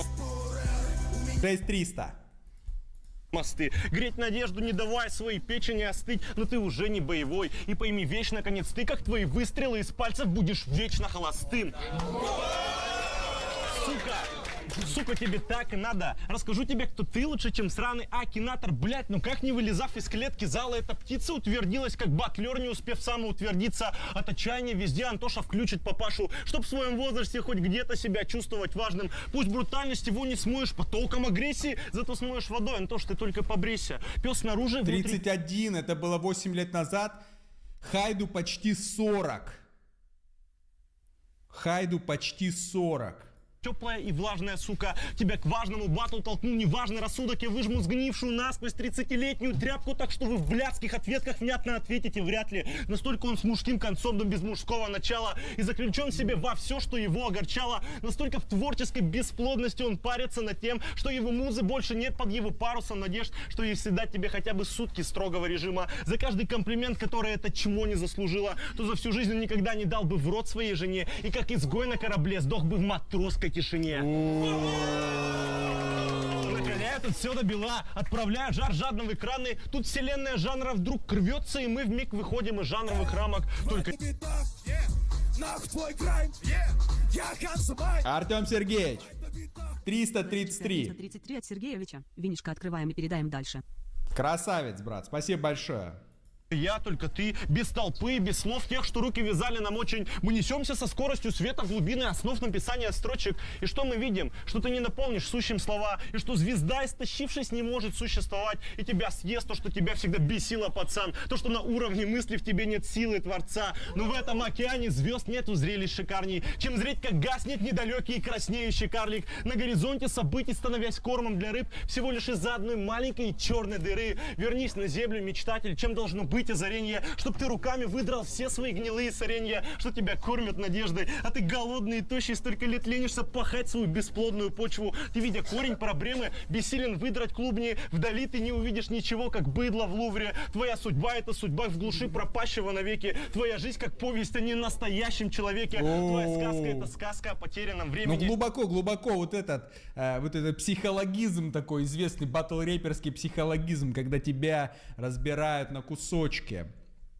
Где петухи и ослы с песнями летели по бремену, ища тень одобрения, они все грезили кредо. Они в итоге же не дошли, петухи и ослы, до Бремена. Кто помнит бременских музыкантов? Жить в шоколаде, будто Гензель и Гретель. Вы себе пудрите мозги, может, хватит педрилы. Вас этот тон не красит, как взятый братьями грим.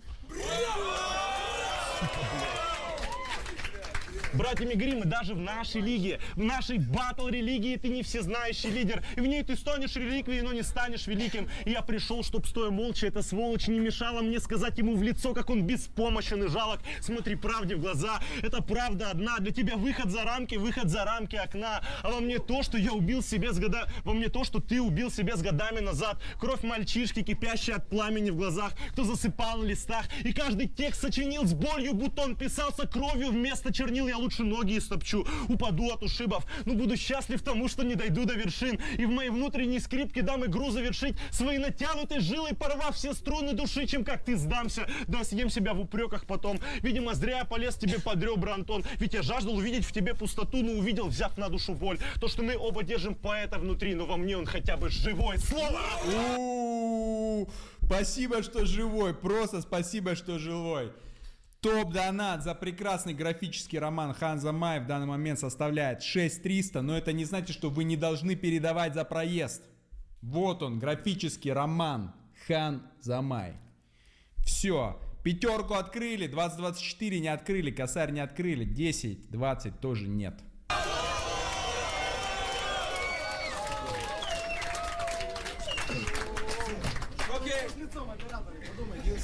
Интересно, потому что все-таки второй раунд, все нормально, все поперло.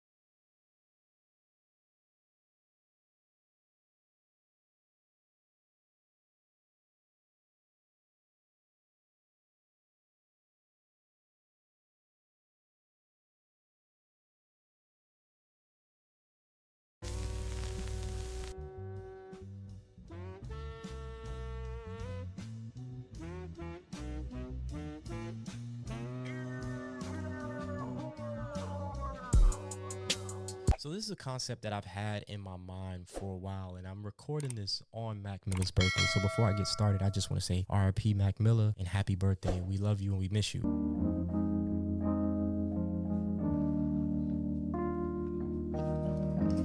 Mac Miller would have been 33 today, but unfortunately, we all know what had happened to him in 2018.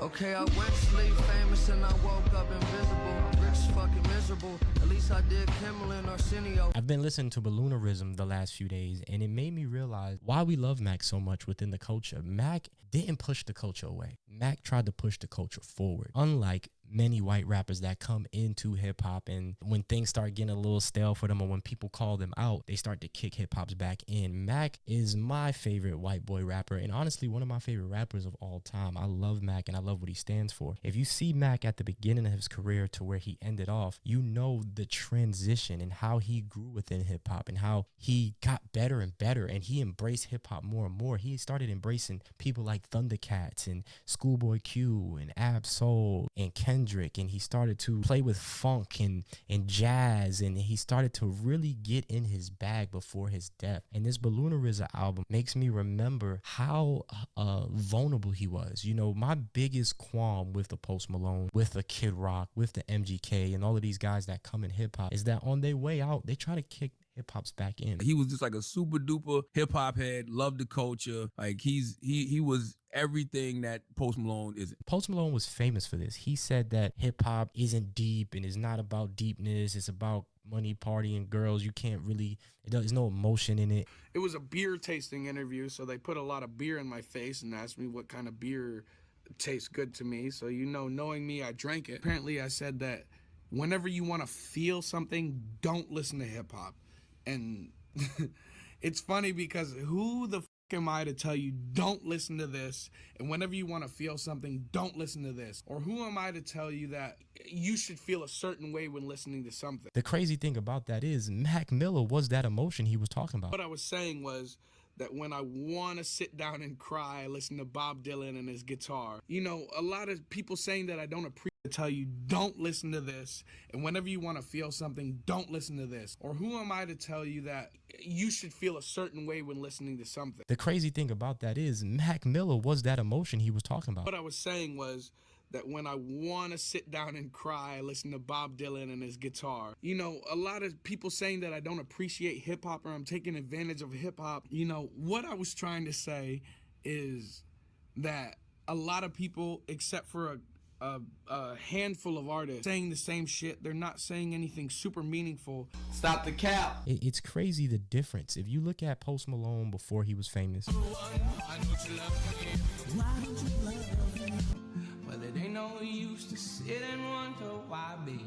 and you look at Mac Miller before he was famous, beat me, homie, better know your lane. You got a bigger chance winning if you throw the game. Paper numb, cause my pen filled with no cocaine. you know who really was entrenched in the culture. We all got a friend like Mac Miller. We all got a white boy friend that's like Mac Miller that loves hip-hop and probably knows more about hip-hop and certain artists than you do because they love the culture and they want to be embraced by it. They want to show and prove that they're not just an outsider trying to capitalize on it. He paid homage to the culture and he respected the culture and he loved the culture. You know what I mean? And that's I salute Mac forever. That was a tremendous loss because that was somebody I really knew. I say this a lot of times within this channel. Being a culture vulture is not mutually exclusive to being white, and Mac Miller proved that. On the Control verse, Mac Miller was the thing that rhymed with nigga. Drake, Big Sean, J Electron, Tyler, Mac Miller. I got love for you all, but I'm trying to murder you niggas. Mac Miller was seen to be one of a thing that rhymed with nigga. On the culture vulture is not mutually exclusive to being white, and Mac Miller proved that. On the Control verse, Mac Miller was the thing that rhymed with nigga. Drake, Big Sean, J Electron, Tyler, Mac Miller. I got love for you all, but I'm trying to murder you niggas. Mac Miller was seen to be one of us. Diddy grades all the ACTs and they tell you it's a machine, but it's really just Diddy in a red pen. I heard that Diddy gives Obama shape-ups. I heard that Diddy played Tupac in Notorious. And when I listen to Balloonerism, it reminds me so much of how he tried to dig deep and tried to express himself with no care about how people thought about him. And even though I have a video about balloonerism coming soon, it made me understand why we embrace Mac Miller so much. People like Post Malone, Kid Rock, Jelly Roll, MGK, you can kind of tell their intentions. And people like Post Malone, you kind of can't stand it, because I think Post Malone blamed hip hop culture and black people for his depression, because he was called a culture vulture. How did that feel to you? It sucked. I was a kid. 1920. How did you deal with it? Drink a lot. We called him out because we knew when we saw the White Iverson, we knew we was going to see this version of him. We can tell he was using the culture to get where he wanted to. And instead of being honest about it and open about it and expressing that in songs, he weaponized his tears. Oh, I was depressed. I started drinking. I started doing all this because people called you out for what you were going to do. Now, don't get me wrong. There's nothing wrong with, transitioning to other genres. But Post Malone, at every opportunity he could, he tried to disrespect hip hop. How can you say there's no emotion and there's no, feeling within hip hop when there is an artist like Mac Miller, there is an artist like J. Cole, there is an artist like Andre 3000, there is an artist like Kendrick Lamar, there is an artist like Ab-Soul, who you can hear in their music their struggles with addiction and their struggles with poverty and the things that they're going through. Guys like Post Malone deserve all that they get from the culture. I'm not a fan of Post Malone. I have no respect for him. I think he is the definition of a culture vulture. Get him! He came in as Mr. Cornrow's fronts and trap beats. Get him! Called himself White Iverson. Named himself after Karl Malone. Get him! Then he started dissing hip-hop while still selling it. Get him! Got caught saying the N-word. Called Charlemagne the God a racist. Get him! Oh, Green Jimmy the cricket suit wearing ass motherfucker. Get him! Oh, short Colin Powell. We're looking at Jack Harlow the same way. We're looking at him like, hold on, bro. What's your transition? Because he's from Kentucky, right? I'm pretty sure he grew up listening to a lot of country music, and there's nothing wrong with that. It's just about how you go about it. Mac Miller was totally embraced by the culture because he looked to push the genre forward and not push the genre away, man. I love Mac. I am deeply saddened that he is not here with us. Go stream Balloonerism because I think it's amazing. And, I think Mac was one of those ones, man. It hurts my heart that he isn't here today, but there is a clear reason why we embrace Mac and why we push Post Malone away. And I think that the Post Malones of the world should understand that. Mac got better. Mac got more funky, more soulful, more...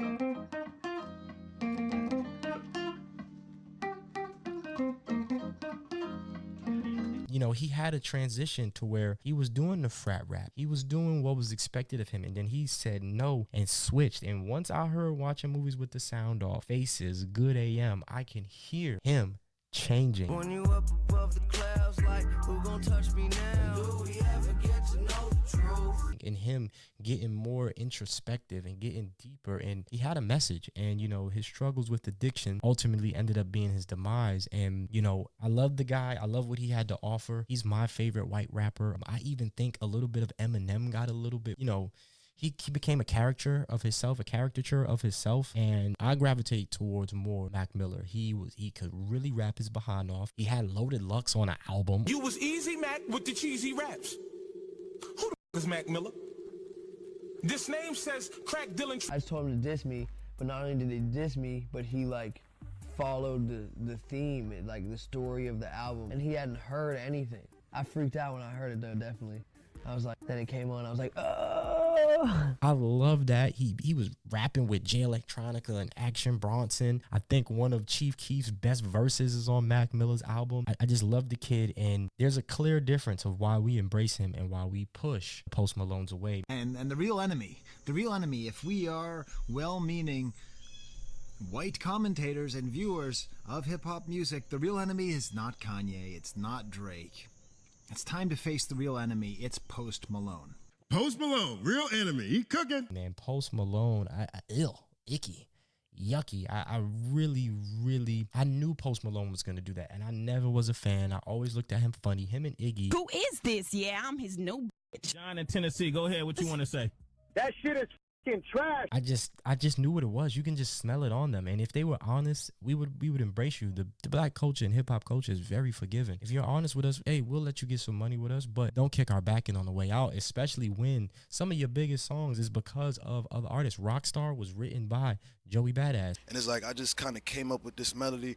I'm in feeling with my shot top. The Sunflower song, the best parts of I'm in feeling with my shot top. The Sunflower song, the best parts of it is Sway Lee. There is a difference between the Mac Millers of the world. Even Eminem has never, you know, he's kind of been like, you know, a cultural critic within his music, and it's getting even worse now to where sometimes it's like, all right, dog, how old are you, bro? Like, all right, man, let me hear some deep, you know what I'm saying? Let me get deeper than that. But like I said, being a culture vulture is not mutually exclusive to being white. We love Mac Miller. We embrace him. I got his shoes back here. I can't believe I won these on his website when they came out. The swimming 5th year anniversary Vans. Oh my goodness. I can't believe I won these. Bought all his albums day one. Recently, my wife bought me the Tiny Desk. She bought me the vinyl for this. Before Scarface did his Tiny Desk, this was the best Tiny Desk of all time. And sometimes, I wish I took a simpler route.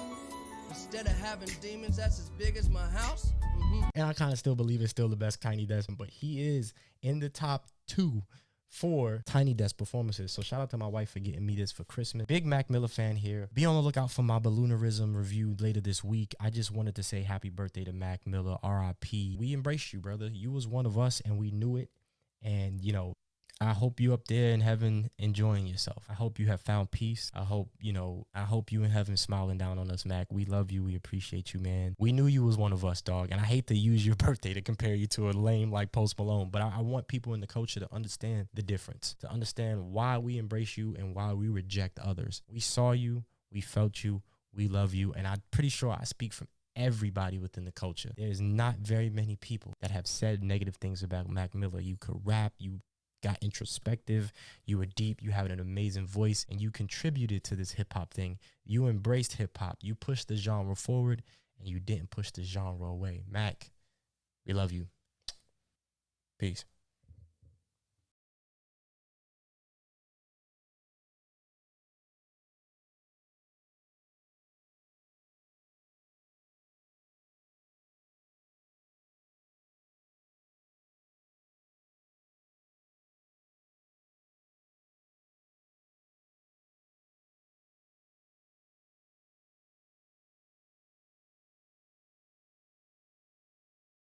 Mass layoffs are beginning on federal workers. Here we are. Now to Washington, and the Trump administration's beginning mass layoffs of federal workers impacting multiple agencies. Tens of thousands of employees are expected to lose their jobs. Our senior political correspondent, Rachel Scott, is tracking the latest from the White House. Good morning, Rachel. Rebecca, good morning to you. And federal workers who did not resign as part of that buyout offer were warned that they could possibly be laid off or fired. And this morning, we are learning that mass layoffs have started across multiple federal agencies. Musk sitting down with Indian Prime Minister Modi Thursday before he met with President Trump. The president unsure the capacity of Musk's meeting and whether Musk was acting as a private citizen wanting to do business in India or a member of the administration. I would imagine he met possibly because, you know, he's running a company. Trump pushed on how a foreign leader may know the difference. Well, he's meeting with me in a little while, so I'm going to ask him that question. He's like, I'm the head of state and I'm here to do business too.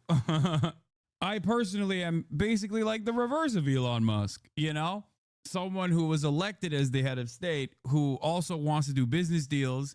He's someone who is a businessman who's doing head of state stuff to basically do business deals. We're two sides of the same coin, you know? It's cool. The way media has just reported these as mass layoffs is absurd. The firings are illegal. You can't just mass terminate federal employees without cause, even if they're probationary.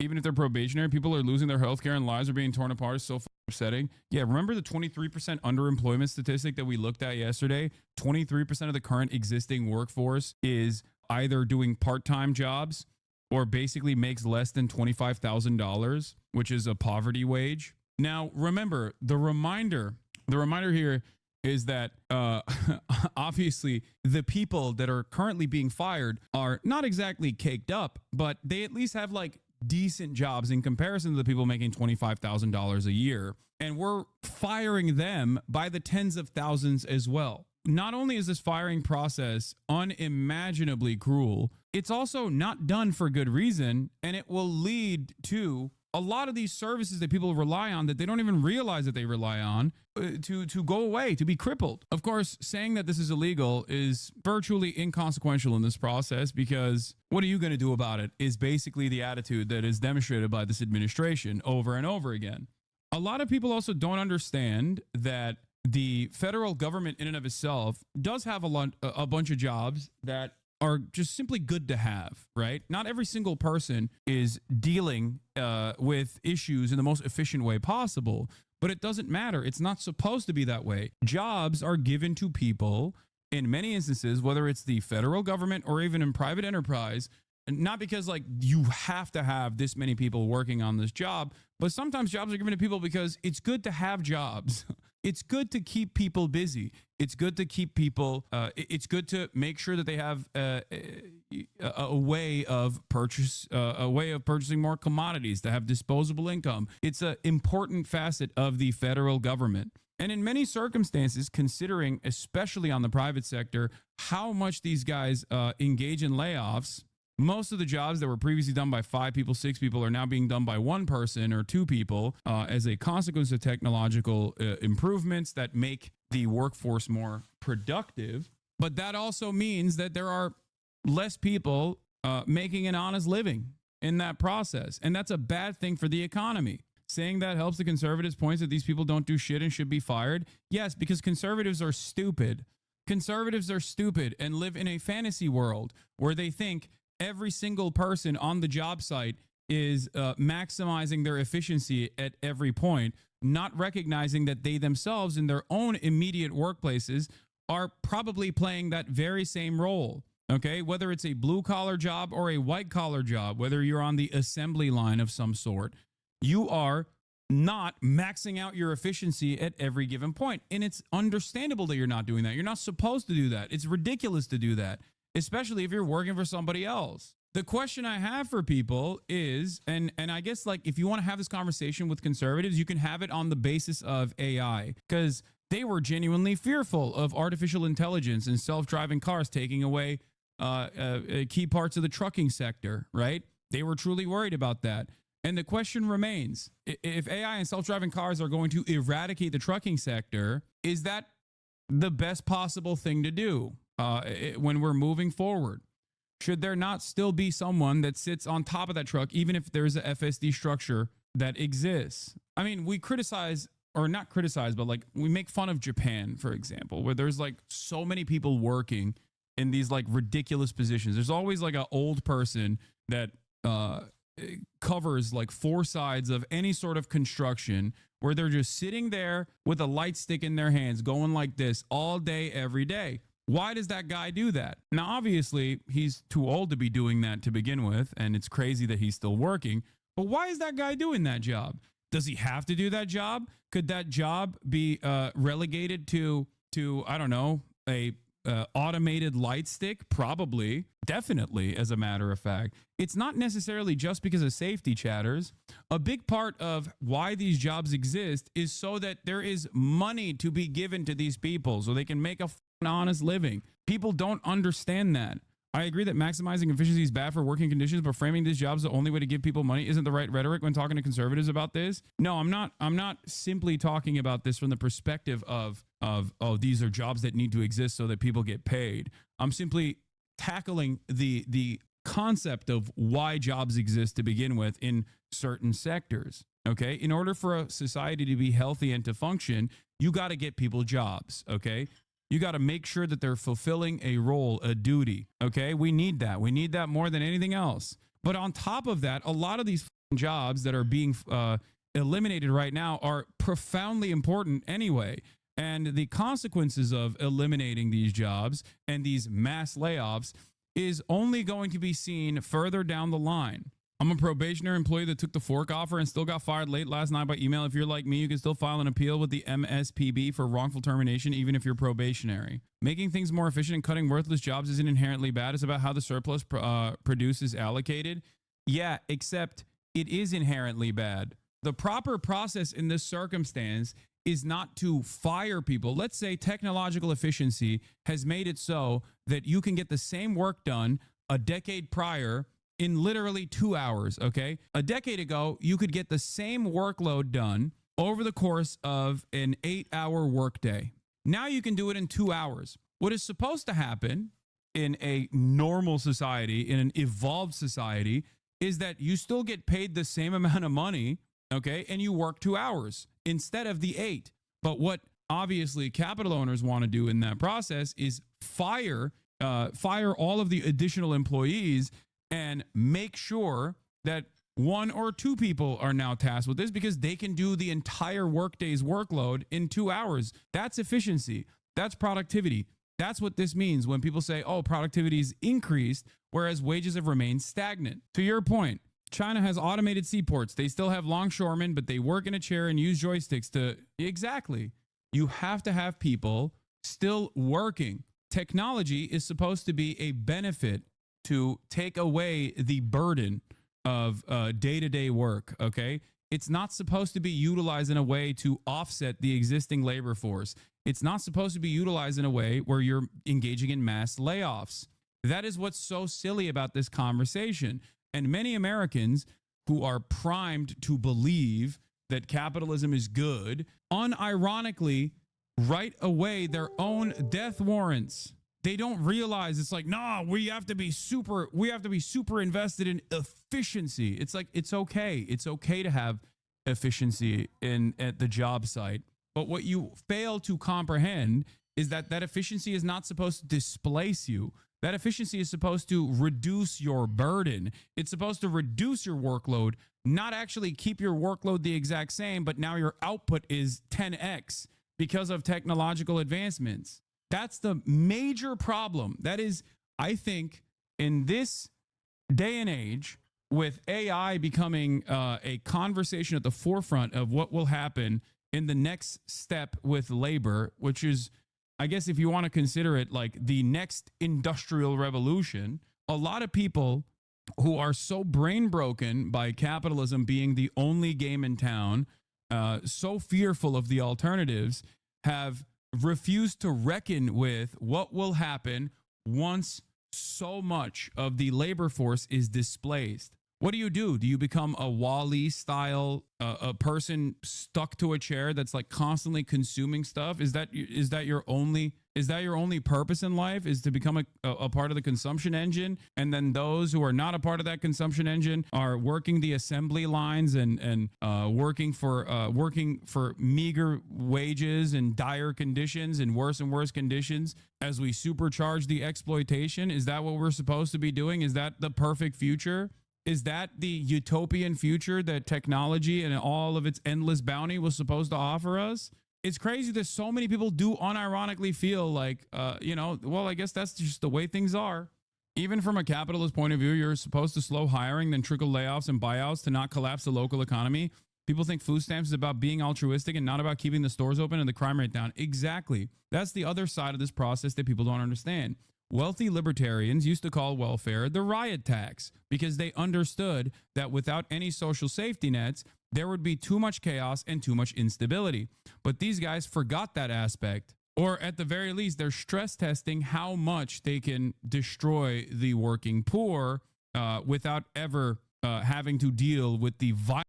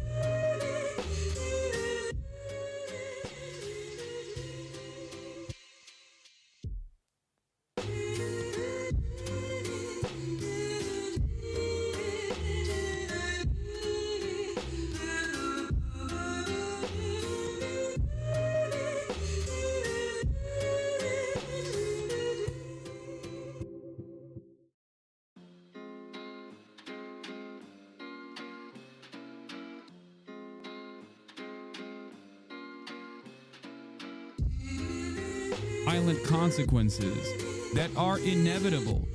I thought food stamps were subsidizing farmers. It subsidizes everything. Food stamps are there to subsidize Walmart paying very little to its workforce. I'm managing a team in corporate America. I've been put on notice that if I do not train the new skills into my team and their work can be done with AI or automation, then I have to lay them off. It's insane. I don't understand how people can't comprehend what future we're like bouldering towards, like a very negative one, not a positive one at all. Okay, how do people not see that? While President Trump has long pledged to abolish the agency. Oh, I'd like it to be closed immediately. Look, the Department of Education's a big con job. On Thursday, McMahon suggested that some of the department's core functions could be moved elsewhere. It is not the president's goal to defund the programs. It is only to have it operate more efficiently. Yeah, Biden could not abolish student loan debt, which was in his legal purview, okay? Which like, regardless of whatever the Supreme Court says, like, he absolutely had the right to do that. Meanwhile, Donald Trump is literally abolishing the Department of Education in its entirety. Oh my God. What a ridiculous situation we're in, dude. What a crock of shit this is. I think it's really funny to think that Donald Trump consistently states that country...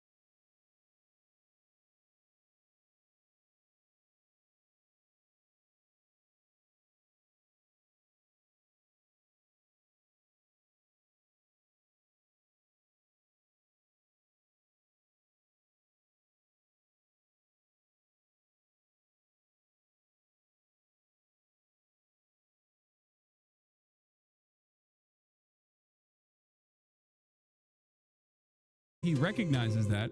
On the other hand, he doesn't recognize how they got there or why they're there and why America is not there.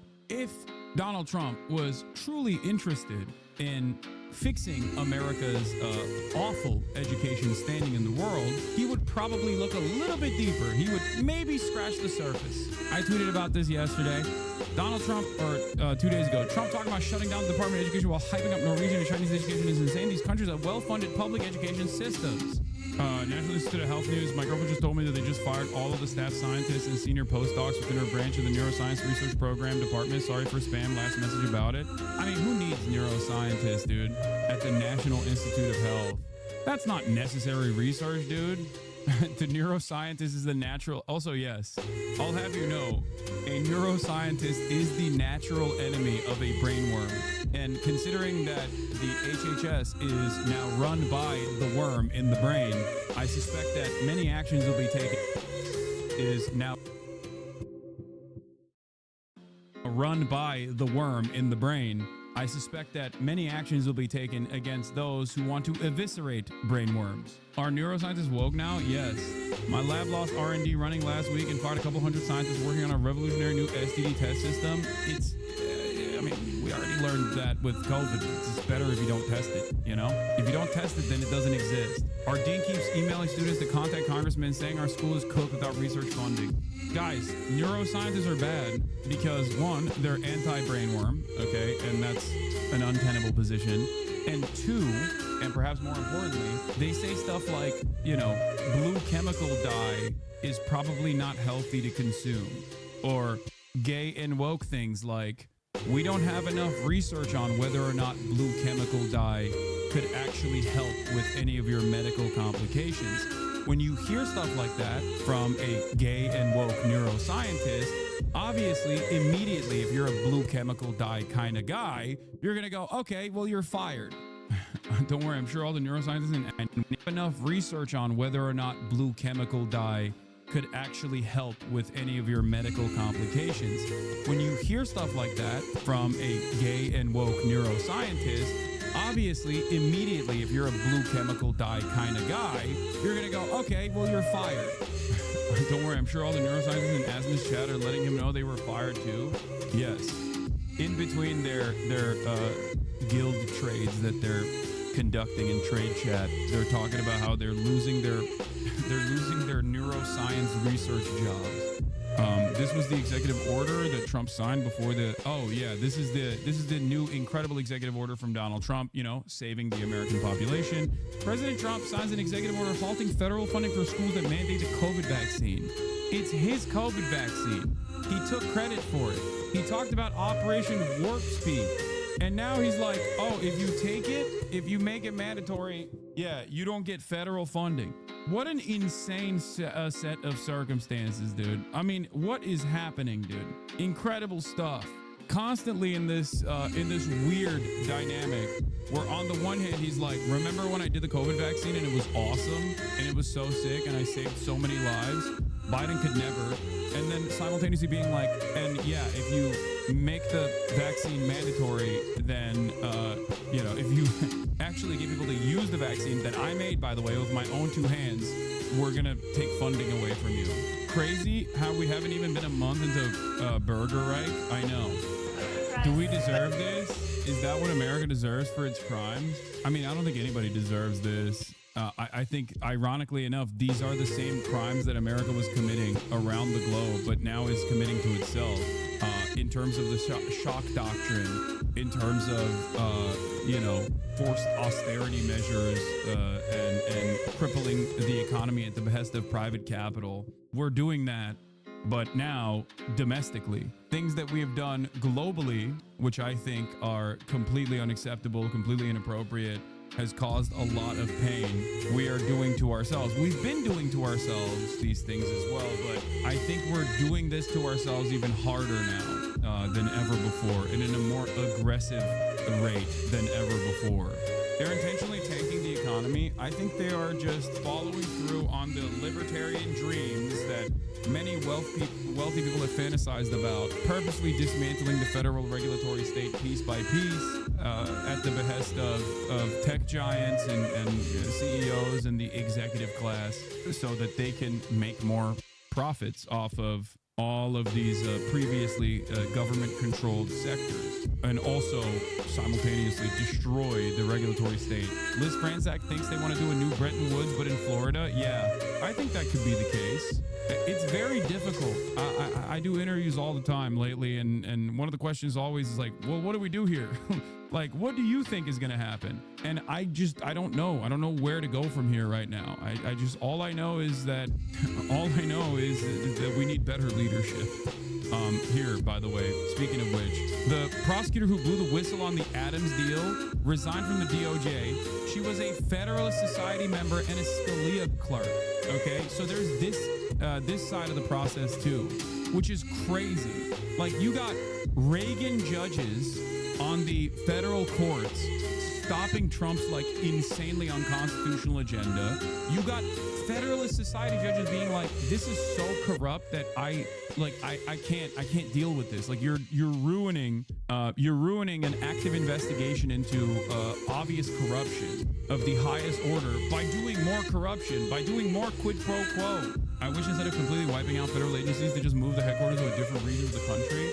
Can just one person go to jail? No. I mean, no, not at all. You can't do that. You can't send anybody to jail.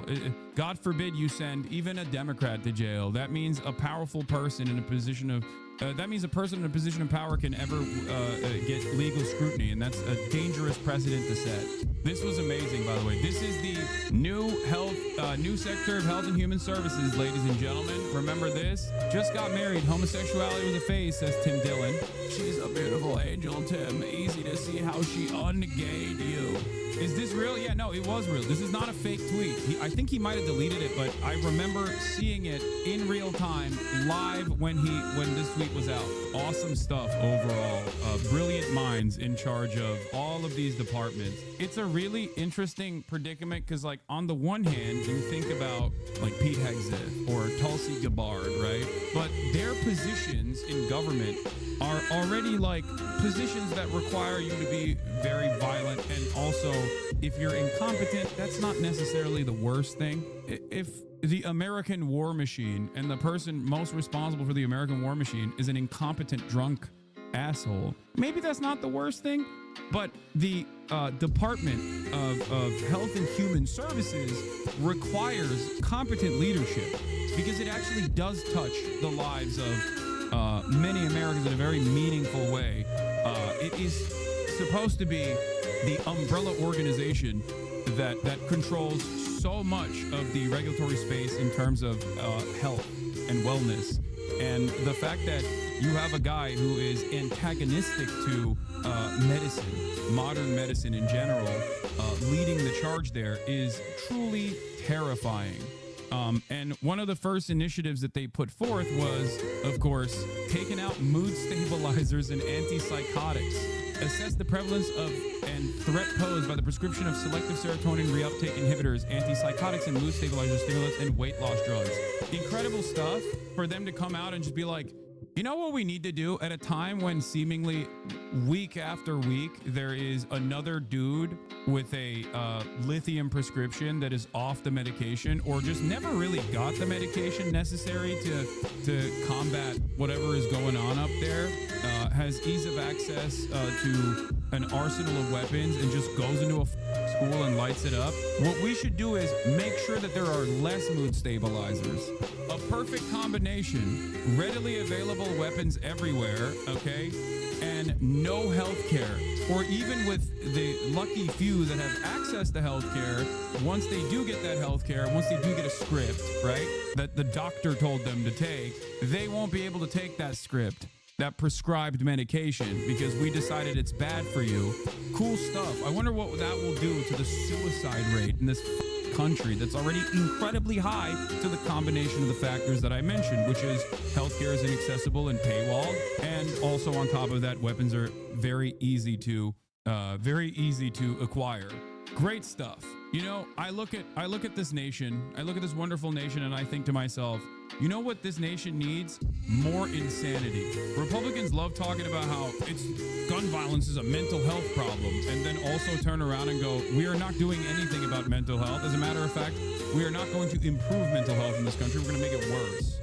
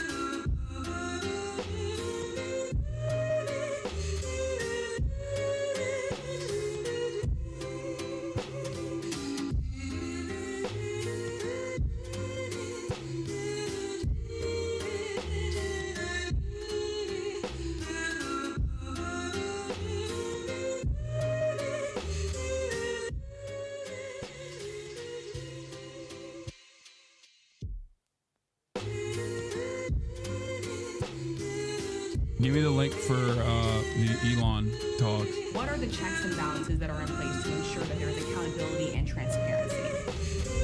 Well, we actually are trying to be as transparent as possible. In fact, our actions, we post our actions to the Doge handle on X and to the Doge website. So all of our actions are maximally transparent. In fact, I don't think there's totally. Virtually everything that they've tackled in terms of like combating weird spending habits or whatever are just things that the government spends money on that sounds stupid or is against like the Republican agenda, right? Or even if it's not something against the Republican agenda, the broader Republican agenda, they present it as though it is, right? They'll say like, oh, we're giving condoms to Hamas. That's like a great example of this, right? When that's not the case. Like, you're not going to be able to put a dent in American government spending that way. When you're finding like $200,000 or $46,000 that was spent on one thing or $200,000 that was spent on another thing. The American government is major. It's massive. It's incredibly costly. And doing this in the stupidest ways possible without actually hiring regulators, ironically, that understand what these programs are, like with proper audits, with proper auditors, and trying to undermine it across the board is, of course, leading to all of these issues that you have seen so far with like mass layoffs or the threat of mass layoffs that don't make any sense whatsoever. Dude got checked by the judicial branch and called it a coup. Checks and balances don't exist with the guy. That's what I mean. And the last line of defense that barely exists now is the judicial branch saying, yeah, you can't just decide to lay off the entirety of the federal government labor force. Like, you can't do that. These are tens of thousands of people that rely on a paycheck from the government. That's so stupid. And we're talking about billions of dollars that we've already found. We found fraud and abuse. I would say those two words as opposed to the third word that I usually No, the use, condom story wasn't just condoms, and it wasn't. It was Mozambique, and it wasn't just condoms. It was a broader anti-HIV. It was a broader HIV prevention initiative that exists in Africa. But we're talking about tens of billions of dollars that we've already found, and now a judge who's an activist judge wants to try and stop us from doing this. Why? Why would they want to do that? I campaigned on this. I campaigned on the fact that I said government is Mozambique, corrupt. Gaza. And it is very corrupt. Is it actually fraud though? No, it's not. It's That's the problem. You can't just declare something to be a fraud because you don't personally like it, okay? The simplest example is contraceptives. Let's say that there's enough people within the Republican government that consider contraceptives to be unchristian-like. And there are plenty of people who think contraceptives are unchristian-like. You can't just say, oh, it's fraudulent to spend these pre-allocated funds on contraceptive programs in Africa in an effort to combat sexually transmitted diseases. Just because you don't agree with it doesn't mean it's fraud. It's ridiculous. This whole Musk purge is built upon a rhetorical sleight of hand that everything I ideologically disagree with because it's woke and gay is per se waste, abuse, and fraud. And no one in our media highlights this massive category error that is actually kind of important. Fraud, abuse, all of this horrible stuff going on. And we've already found billions of dollars, not like a little bit, billions, many billions of dollars. And when you get down to it, it's going to be probably close to $1 trillion. It could be close to $1 trillion that we're going to find. No, that part is completely ridiculous. You are not cutting $1 trillion with the government spending, okay? I wish. We have a case in New York where a hotel has paid $59 million. $59 million because it's housing migrants. Dude, additionally funny, Trump is saying this because he did this with the Trump hotels when he was president. He literally did this. He did this exact same thing with Trump properties while he was president. He would get Secret Service to stay in his own properties, to pay exorbitant fees to his own properties. You will see it. America overspending issue is bad. You will thank future later. Elon not perfect, but he's smart. Dog, I am not saying that the American government is not wasteful or even engaging in fraudulent activities. I'm simply stating that these guys are not actually tackling that, okay? If they were looking at genuine fraud, they would end up harming a lot of their, important corporate benefactors. So of course they're not going to do that. They're not going to go after, for example, the military, okay? You want to know how I know that they're not going to go after the military and fraudulent extra spending for no reason? Because Donald Trump has already said he's signing off on additional billions of dollars in weapons contracts to the state of Israel, for example. If they wanted to go after fraud and waste, they would not take out the Consumer Financial Protection Bureau. How is that taking out fraud? That is an agency tasked with helping consumers and has helped consumers. They've recovered $21 billion of fraudulent and wasteful expenses that these criminal corporations have actually forced upon the American public. For the price point of $1 billion, the Consumer Financial Protection Bureau has actually given back to the American public $21 billion. You really think they're tackling fraud? Or do you think they're making it easier to steal from the American public? To make it easier for corporations to keep grafting you?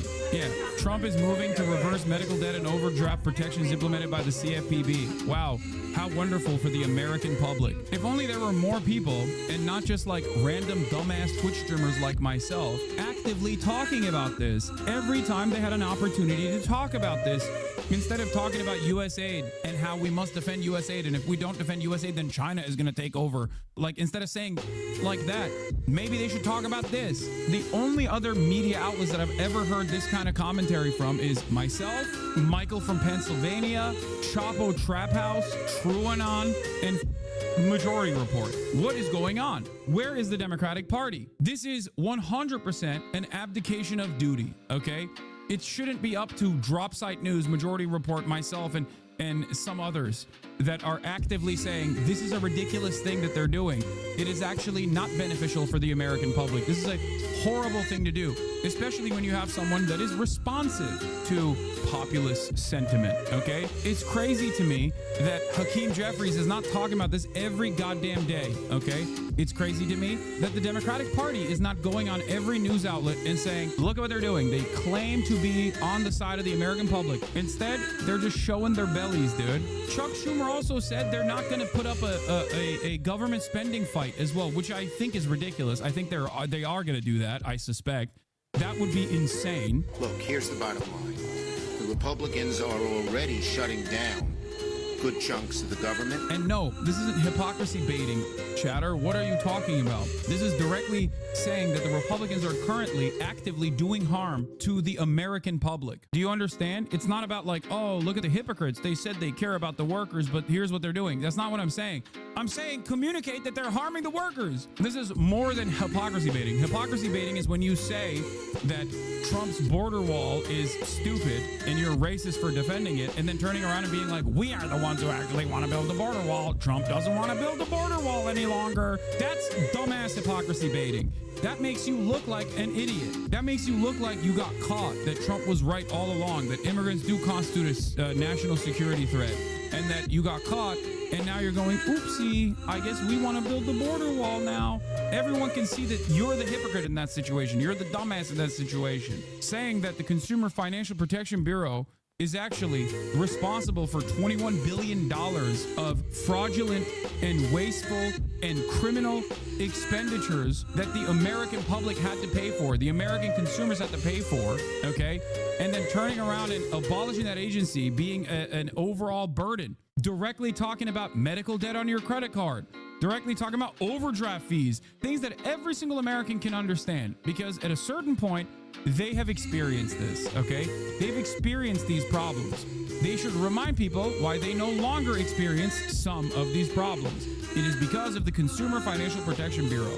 Same with Lena Khan and all of the initiatives from Lena Khan. Taking out Lena Khan is a massively consequential move. I'm more conservative. Serious question, because I honestly don't know. Are liberals thinking what they're claiming to find in U.S. aid is lies? Liberals are saying that U.S. aid is a profoundly important aspect of American foreign policy that works to continue American dominance by doing soft power initiatives around the globe. Some of those initiatives are actually good for the overall public that receives these initiatives, like, reproductive health care in Africa is good. It's not a bad thing, okay? Even though it is done at the behest of the United States of America doing soft power in these countries, making these countries reliant on the U.S., and making those security cooperation agreements that come later down the line an overall easier one to sell to the broader public.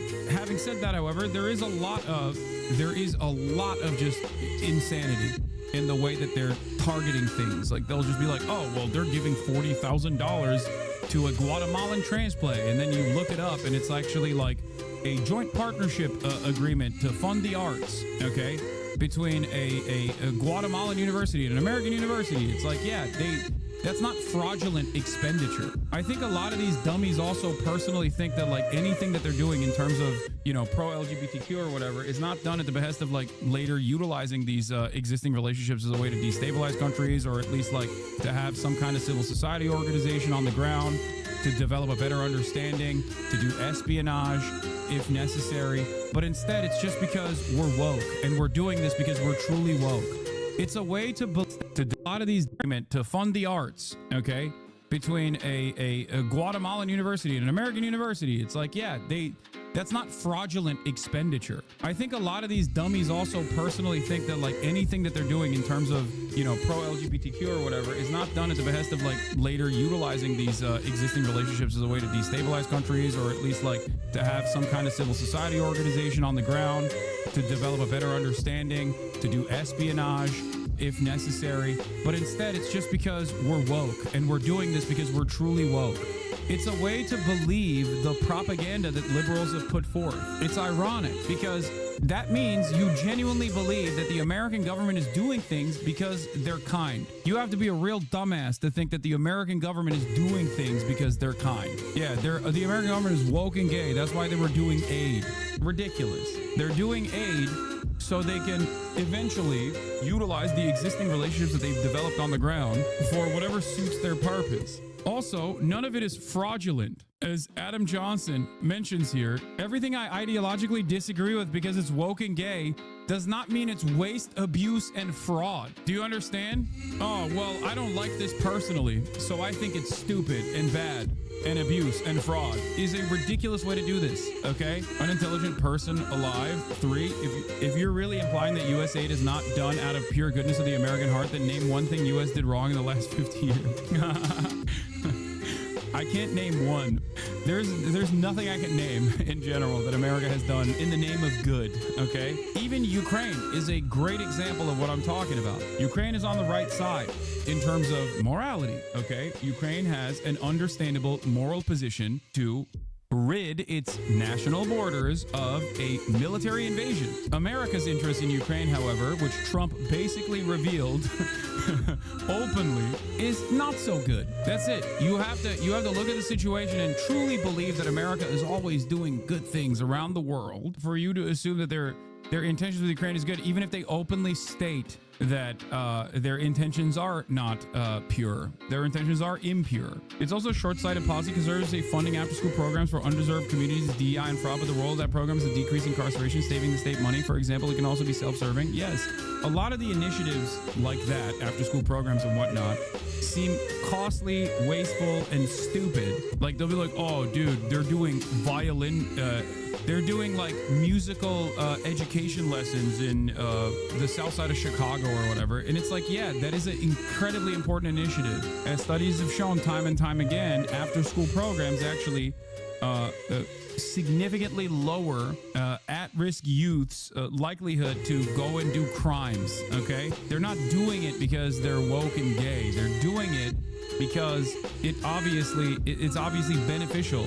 It saves the government more money down the line as well if these kids are not doing crime and then doing crime obviously is chaotic. They're stealing cars and whatever, or obviously you don't want like property loss in general for the broader public, but it's also better overall for the government now that you don't have to like put a bunch of children in the system at an early age. But that requires you to, one, do a little bit of reading in order to understand these initiatives and the long-term impact of said initiatives. That requires you to imagine an alternative instead of simply closing your eyes and going, nah, dude, I have these racist beliefs that these guys are intrinsically evil and inferior.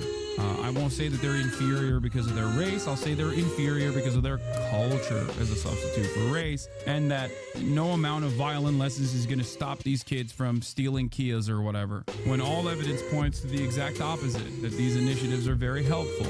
Anyway, if only we could get Republicans to think that, like, the carceral state is woke and gay and incredibly costly. Anyway, here, there was a decent question here in terms of conflict of interest. But if there's a conflict of interest when it comes to you yourself, for instance, you receive billions of dollars in federal contracts, is there any sort of accountability, check and balance in place that would provide any transparency to the American people? There's a conflict of interest when it comes to you yourself. For instance, you've received billions of dollars in federal contracts. When it comes to the Pentagon, for instance, which the president, I know, has directed you to look into. Yeah. Are you policing yourself in that? Is there any sort of accountability, check and balance in place that would provide any transparency for the American people? Well, all of our actions are fully public. So if you see anything, you say like, wait a second, hey, you know, that seems like maybe that's, you know, there's a conflict there. It's not like people are going to be shy about saying that. They'll say it immediately. You know? You yourself. Yes, but transparency is what builds trust, not simply somebody asserting trust. So not somebody saying they're trustworthy, but transparency, so you can see everything that's going on. And you can see, am I doing something that benefits one of my companies or not? It's totally obvious. And if we thought that, we would not let him do that. No, you wouldn't. No, you are doing that. You literally brought up fraudulent and wasteful spending, talking about how the federal government offered millions of dollars to New York hotels in order to house migrants. That's not wasteful spending. That's the federal government actually trying to fix the crisis caused by Governor Greg Abbott and Ron DeSantis by, without informing the local authorities, shipping, kidnapping, and trafficking tens of thousands of migrants from the state of Texas into the state of New York to play political football with people's lives. In that process, the federal government has to step in and say, okay, for the overflow, we have to, in the interim period, we have to make sure that these people are housed, okay? So what do? They pay hotels to house the migrants, okay? That is not wasteful spending or fraudulent spending. That's just an understandable thing that the federal government did. You know what is actually fraud? A conflict of interest? When you are the president and you own a bunch of hotels and you actually overcharge the federal government to stay in those hotels during the duration of your presidency, and you make money that way with federal funds. That's actually a conflict of interest. That's actually wasteful spending directly. That is a direct instance of fraud. That's what Donald Trump did. But of course, no one will look at that and go, what the f are we talking about? Also, you got this. Elon Musk's pushing into the financial services with a Visa deal, while immediately after taking out the Consumer Financial Protection Bureau.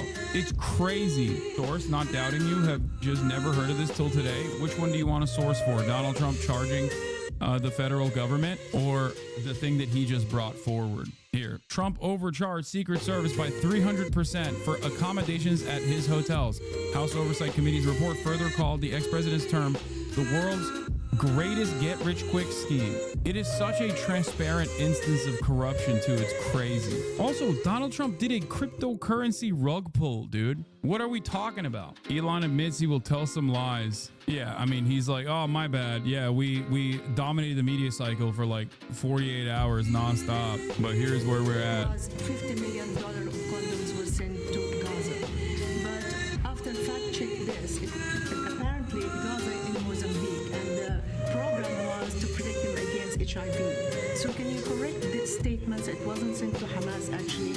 It was sent to Mozambique, which makes sense why condoms was sent there. Yeah. And how can we make sure that all the statements that you said were correct, so we can trust what you say? Well, first of all, some of the things that I say will be incorrect and should be corrected.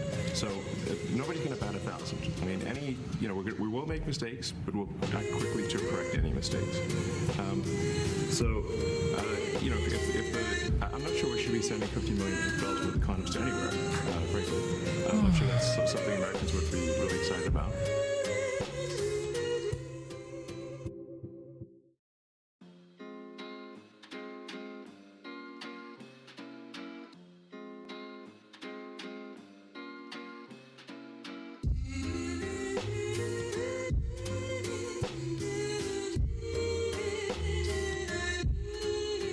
Culture vultures, public figures who borrow cultural signifiers outside of their own identity to enhance the presentation of their brand and image, only to later drop the act in order to better appeal to a wider mainstream audience.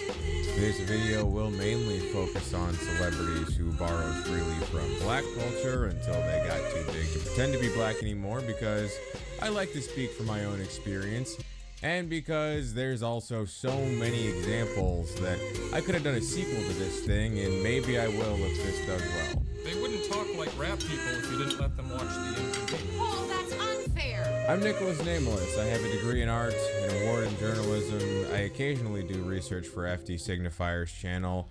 This video is brought to you by the Nicholas Nameless Patreon. I do not have sponsors or the kinds of views that lead to big payouts yet. I'm working towards all of those things, and I'm looking for a good job in a small city with a rapidly declining population, or a remote job, or a job that would pay me to move.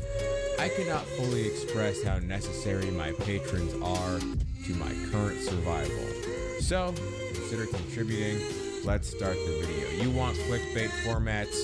We got clickbait formats. Trying something new here. This is the top 10 culture vultures. Number 10, Aquafina. Aquafina came under fire initially for using the black scent, and this was certainly something.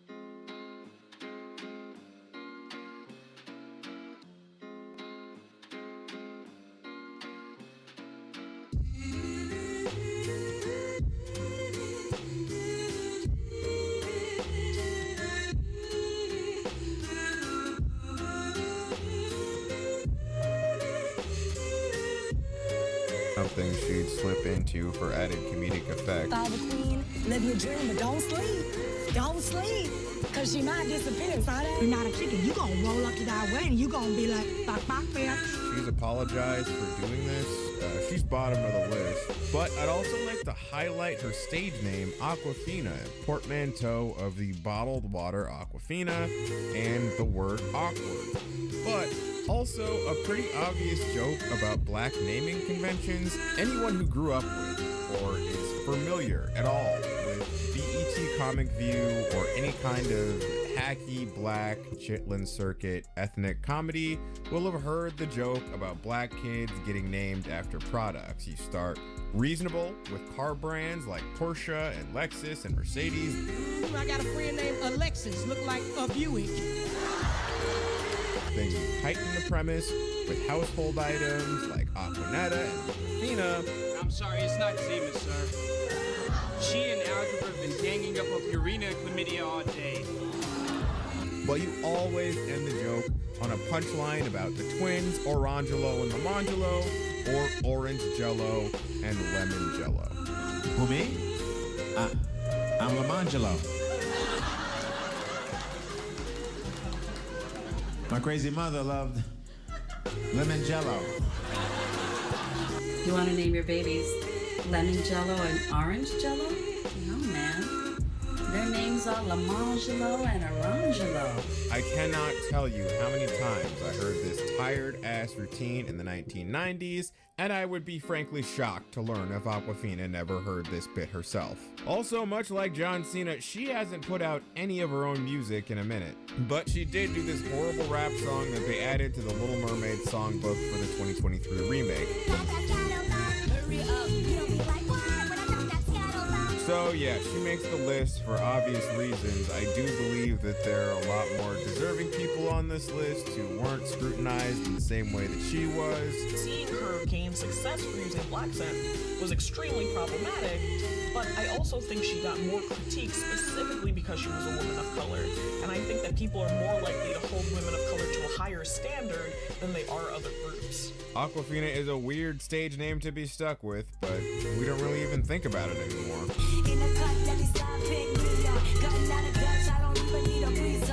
Number 9, Marky Mark. I think the culture vulture lane's prime example is Mark Wahlberg, who arrived on the scene as Bostonian hoodlum Marky Mark, the edgy hip-hop alternative to his brother Donnie's boy band New Kids on the Block, who themselves were the white alternative to black boy band New Edition. Before all that, as a teenager, he had committed 2 violent hate crimes, hurling rocks and slurs at a group of black children, and physically and verbally assaulting 2 Vietnamese men. I grew up in the street, you know what I mean? I know what it's like to be in trouble, you know what I mean? Marky is not. Grew up in the street, you know what I mean? I know what it's like to be in trouble, you know what I mean? Marky is not the only Nepo Baby culture vulture combo on this list. He used to speak in what is commonly referred to as a black saint, an affected, inauthentic mimicry of African American vernacular English, or AAVE. That will show up all over this list as well. What's up? It's the Most Peacock D. In gym workout. We're about to get busy with some fat weights and the Most Peacock. That will show up all over this list as well. What's up? It's the Most Peacock D. In gym workout. We're about to get busy with some fat weights and all that. Got cousin. Right out. Peace. 5 G's. We out. See a man come by the pool, some fly honeys. I'm Irish American, and never would I pretend to be an African. You needing a history lesson because you forgot where you came from. And another thing we're going to see more of on this list is surrounding yourself with black talent to make yourself look authentic. Marky Mark led a group of black and brown rappers and dancers known as the Funky Bunch. Together they had 1 hit, 2 flop albums, and a workout video. But remember, you gotta go out there and work hard, stay focused and get that payoff. Might not be 6 fly ladies in a jacuzzi, but it'll be something. Word is born, we out. 5 G's, peace. Then Marky branched out into acting with the 1993 TV movie The Substitute. L.A. Law's Amanda Donohoe and rapper Marky Mark star in The Substitute. And when you buy 2 units of The Substitute, take advantage of savings up to 11%. Who could possibly need 2 copies of this movie? Is it so good that you have to share it with somebody else? Do you already know you're going to wear out 1 copy rewinding to the hot Marky Mark scenes, so you're gonna need a spare? After that, he was credited under his government name, and the black scent slowly dissipates for every subsequent role, until 1996's Fear when it's completely gone. He had an awkward moment with fellow white rapper Eminem in 1999 for MTV's call-in countdown show Total Request Live, or TRL, where he didn't take a joke about the Funky Bunch particularly well. Where am I supposed to go here? Yeah, just chill right there. We'll just all stand together like a happy, fun bunch. Yeah. Happy group. Hold on. We all just stand together like a happy, fun bunch. Marky Mark and the Funky Bunch. What's that? What's that? Funky what? Funky what? I'm a fan. Funky what? Funky what? You're gonna be great. I used to be around so many white people. You know? Yeah, well, no, you yourself are white. What?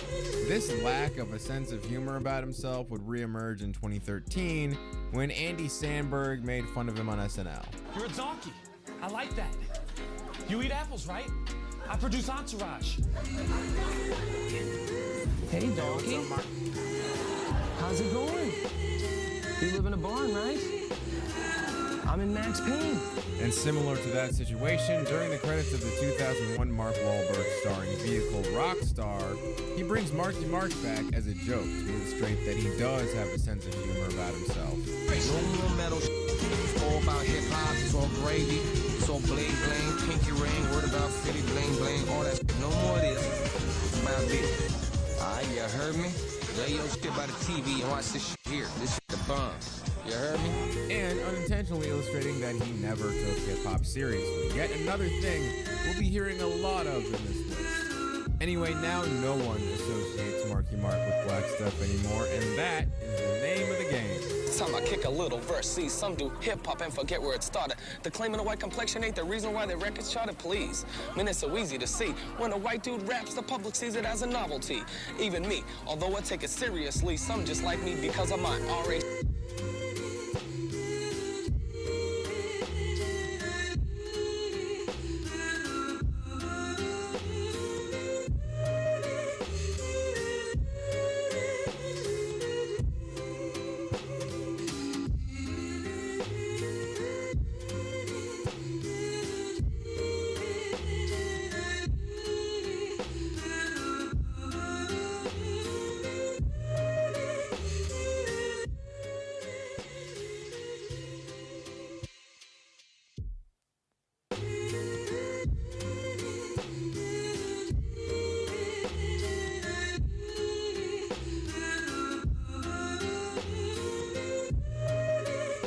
But I won't quit and I won't stop, cause I do hip-hop records just because I love hip-hop. See you later. Number 8, John Cena. Okay, let's get the memes out of the way for this next one. You might have a little trouble seeing this next entry, but I assure you, he is there, and his name is John Cena. John Cena made his WWE debut as a generic wrestler guy, and his lack of personality almost got him fired until former WWE head of creative Stephanie McMahon overheard him freestyle rapping on a tour bus and asked him to dress up like Vanilla Ice and rap on a Halloween episode of SmackDown. This would eventually lead to John Cena becoming the Doctor of Thugonomics, capitalizing on the popularity of 50 Cent and his crew G-Unit. He now wore jerseys and streetwear, talked in a black accent. I had to grease the bouncer like an Abraham Lincoln or a few pounds here and there. Thanks for the introduction, bro. You just called me the youngest, most charismatic superstar in WWE. Malls across America. The youngest, most charismatic superstar in WWE. Malls across America, you know what I'm saying? Go to find the throwbacks, man. Straight up. Just go cop the newest gear at the mall. We skip the VIP line. We going right in the party like the players do. You know what I'm saying?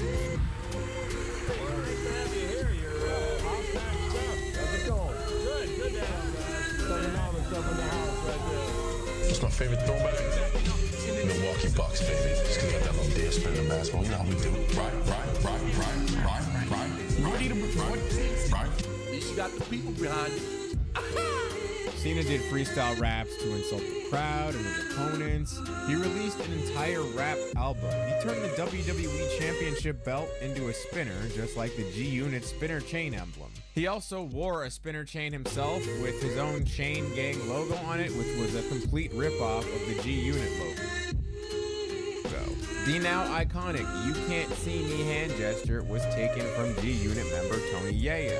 But after Cena won that world championship and starred in WWE's The Marine, the character shifted more into that of an all-American boy who fights for all that is right and never gives up. Cena still comes out to an entrance theme that he rapped himself, but he hasn't released a rap song since 2013 when he did a couple collaborations with Wiz Khalifa for a WWE 2K game. He dropped the black set, he dropped the freestyles, and his gear, which was once meant to stand out as a street uniform, is now more like a grown man dressed like a child, so that the children that idolize him can more like a grown man dressed like a child, so that the children that idolize him can easier see themselves again. And when he's not in wrestling gear, he will not be found in the pimped out Gucci suit he once famously sported to a Hall of Fame ceremony. It's all David Allen these days. Not him, him. You know, contrary to popular belief, Cena's breakout comedy role wasn't in Trainwreck, it was in Sisters with Amy Poehler and Tina Fey, where he plays a tatted up drug dealer named Pazuzu. What you want? I got Molly, I got her sister Sandra, I got Big Frank, I got birth control, I got Plan B, I got that morphine from China they took off the market. He doesn't go full thugonomics here, but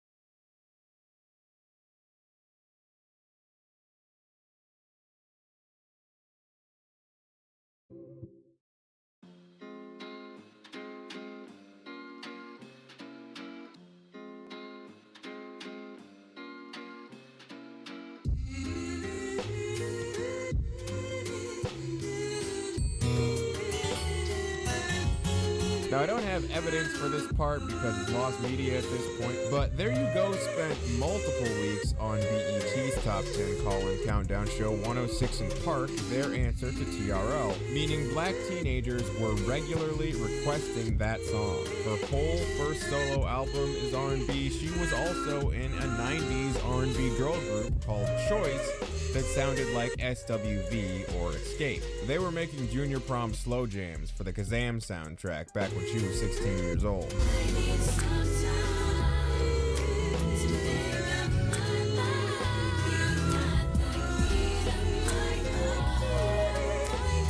She also appeared on the Missy Elliott-produced Moulin Rouge cover of Lady Marmalade alongside Maya, Lil' Kim, and Christina Aguilera, who was well on her way to achieving her ex-Tina form, which we will also cover on this list. But on her second album, Misunderstood, she went the pop rock route. She switched up the hair or the wardrobe, she started singing over electric guitars, and she never looked back. She doesn't even perform the old R&B singles anymore, and in fairness, on the single Don't Let Me Get Me, Pink sort of pins her R&B era on mega producer L.A. Reid, insinuating that the sound on the second album was the real her all along.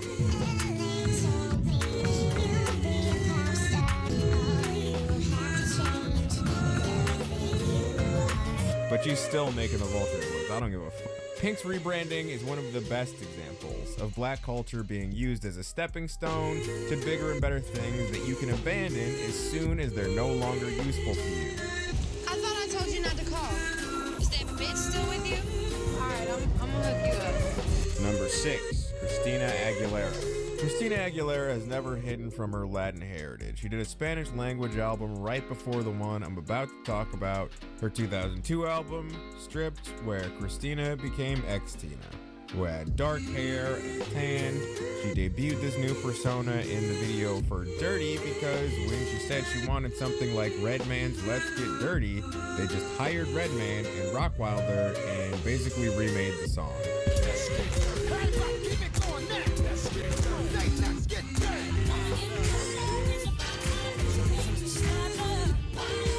Ex-Tina really makes the list for spreading that trend where formerly pale celebrities rebrand themselves by dyeing their hair dark and getting a whole lot of spray tan. She did this most notably in the video for Can't Hold Us Down featuring Lil' Kim, where she could also be accused of portraying herself as part of an ethnic community she's not a member of.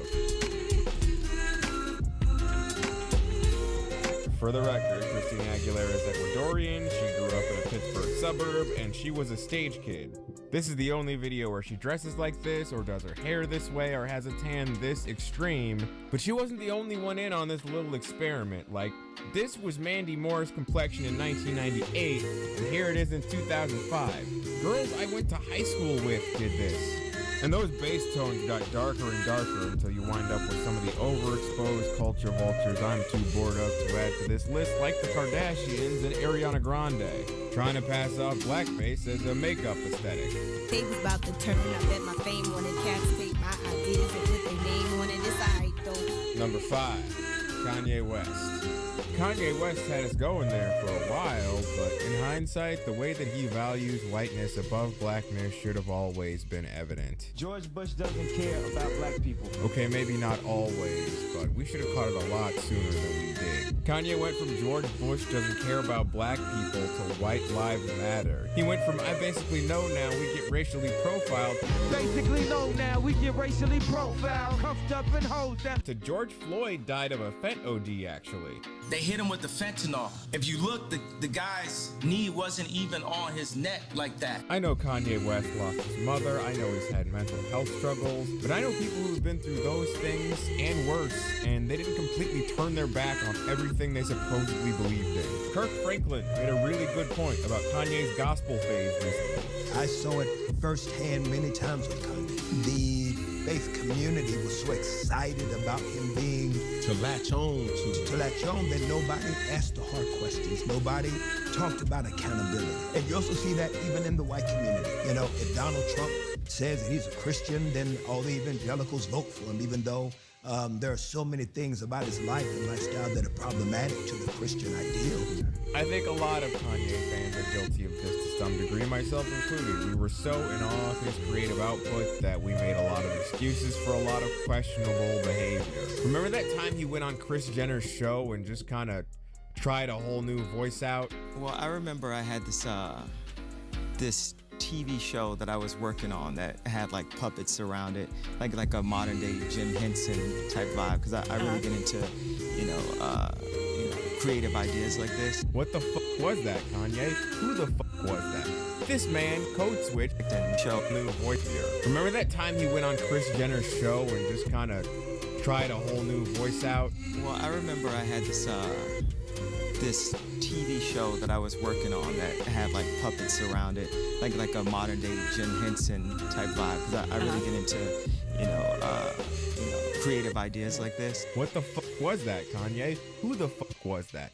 This man code switched for an entire hour on daytime TV and never again. Can you vulture your own culture? Clearly you can. FG did a great video about this. The only thing that's true about Kanye as a person is that he's a contrarian. He's almost pathological in needing to go against whatever the ongoing trend or prevailing thought of the time is. And as public sensibilities became more progressive and other celebrities began to speak out for progressive causes, it's like Kanye found himself somehow going with the grain and decided that he had to make sure that he was special and that he was unique, and started going against the grain.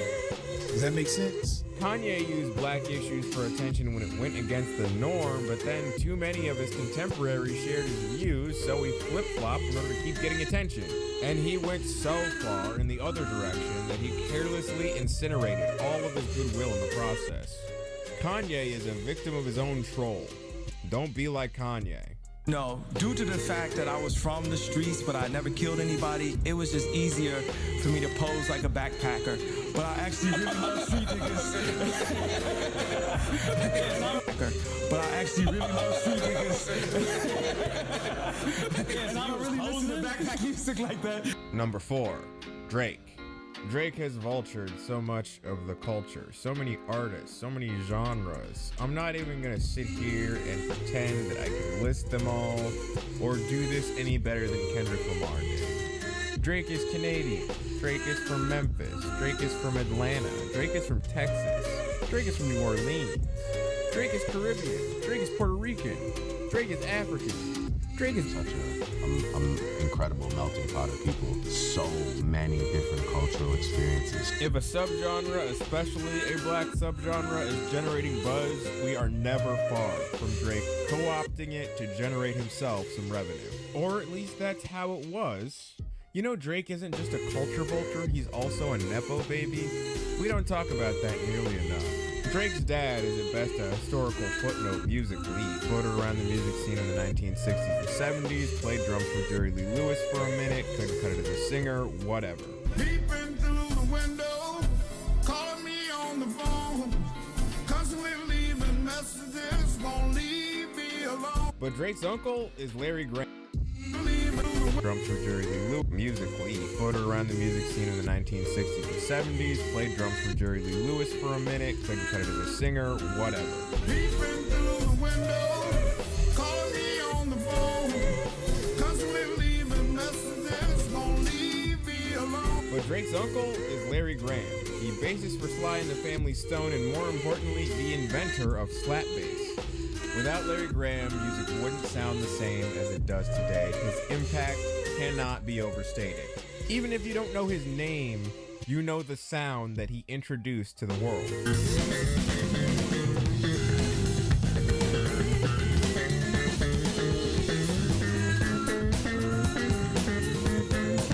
Also, once he went solo, he had this white jazz bass with a red tip microphone attached to it to match his red and white fit. He was like the final boss of bass. The way that Kendrick Lamar is not like us broke down how Drake appropriated multiple different black subcultures but doesn't really belong to any of them, has in effect amputated Drake from the culture at large to stop the infection from spreading. The irony being that the culture would be completely unrecognizable today without his family's legacy. Dennis and Larry Graham are half-brothers, and not close, so I'm not sure if Drake and Larry ever even met. On Wikipedia, it has you related to this hip-hop rap star, Drake. Any truth to that? Well, we haven't met as of yet, and so I'm looking forward to meeting him one day. If I was famous and my uncle was one of Prince's idols, I'd at least get a picture with the guy. Drake's dad, Dennis, doesn't seem uncomfortable bragging about Larry Graham being his brother on his website. I mean, it's family, people have their reasons, but that connection is Drake's connection to the greater history of black music. But instead, it's like the guy has no foundation. Even his connections with other Canadian black people ring hollow when you see videos about how he used to talk about them in front of white people. Instead of addressing people like a group and saying like, what are you guys doing? Say man's like you. It's really yeah, so man's like you are going to that and then it seems like a group. Crew. It's not, it's really easy. Oh, what's poppin'? Man's never been in marquee when it's shut down, eh? Trust me. Drake is also half Jewish, and yet Eminem shouts out the Beastie Boys more than he does. And yes, Drake has had weird interactions with minors, and he doesn't stand for anything when black people are in the news. And I don't want to downplay how bad all of that is, but it's just everything about him is shallow. The bump artists used to get from a Drake collab were mutually beneficial because they made Drake look like he was at the forefront of the culture. And he was so obsessed with keeping that appearance up that he couldn't see what a weakened state all of that really left him in. Until, you know. There's somebody that I was like, I used to see out and be like, yo, that's that nigga, you know what I'm saying? He's doing his thing, he opened for Jay. Number 3, Miley Cyrus. Miley Cyrus, daughter of one-hit wonder Billy Ray Cyrus, goddaughter of country royalty Dolly Parton. Yet another tale of a Disney baby who neither of country royalty Dolly Parton. Yet another tale of a goddaughter of country royalty Dolly Parton. Yet another tale of a Disney baby who needed to shed the kid-friendly image. And you know what bothers me the most about the Miley Cyrus 2013 Bangers era? This is where most white people learned what the word twerk meant. The word comes from the 90s New Orleans bounce music scene, but Whistle While You Twerk by the Yin Yang Twins came out 13 years before Miley Cyrus's We Can't Stop. In the year 2000, back when a song could go to #1 on the hip-hop chart, but only peak at 74 on the Hot 100. And then you got Sexy Back by Justin Timberlake, which came out 7 years before Bangers. Timberland says twerk on the hook of that song.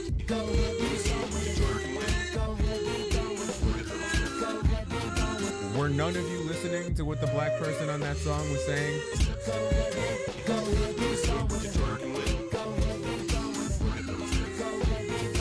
Were none of you listening to what the black person on that song was saying? Anyway, Miley had a couple hip-hop adjacent moments in her Kids Bop era, mainly the Hoedown Throwdown from the Hannah Montana movie and the Jay-Z shout-out in her first real breakout hit, Party in the USA, both of which were released in 2009.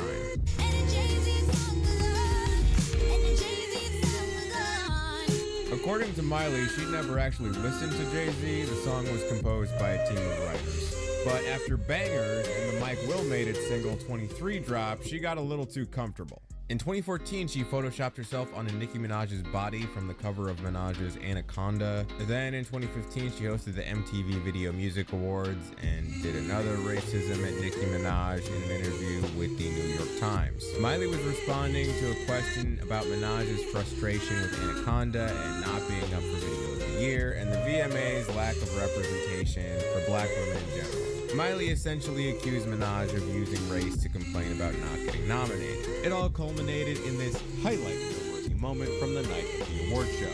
Back to this bitch that had a lot to say about me the other day in the press. Miley, what's good? Hey, we're all in this industry. We all do interviews, and we all know how they manipulate shit. Nikki, congratulations. Then even later, in 2017, in a Billboard interview, she did something a lot of people on this list did. She told on herself without realizing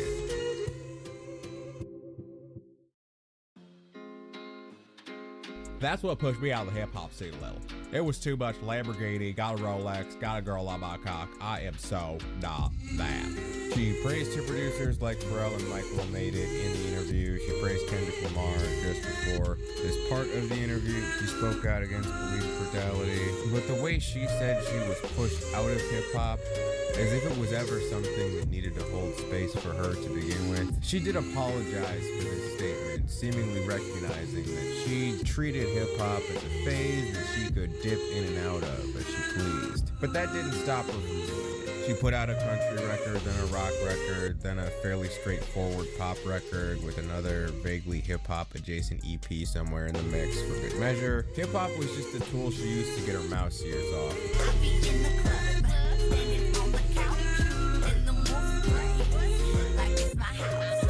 Number 2, Post Malone. I can confidently say that Post Malone has always sucked. White Iverson is a joke. He very clearly never took hip-hop seriously. He was always performing it facetiously. The joke has always been, here's this white dude with a grill and ridiculous hair and tattoos doing riff-raff. Or better yet, James Franco was Alien from Spring Breakers. But instead of playing up the ridiculousness of it, he just plays it entirely straight, making it all the more hilarious. Or rather, he played it entirely straight. Hip-hop got Post Malone the attention he needed after a couple albums. Much like Miley Cyrus in 2017, Post accidentally gave the game away by saying he listened to Bob Dylan to cry and not hip-hop, and also saying that you should listen to Bob Dylan to cry and not hip-hop. He made an apology video that did not convince many hip-hop purists. There's a lot of people saying that I don't appreciate hip-hop or that hip-hop has never made me feel anything. Apparently I said that whenever you want to feel something, don't listen to hip-hop. Or who am I to tell you that you should feel a certain way when listening to something? What I was saying was that when I want to sit down and cry, I listen to Bob Dylan and his guitar. Just like everyone else, no matter how hard you are, no matter where you're from. You know, a lot of people saying that I don't appreciate hip-hop or I'm taking advantage of hip-hop. My last hip-hop album was in hip-hop. My next hip-hop album is in hip-hop. I love hip-hop. I make hip-hop.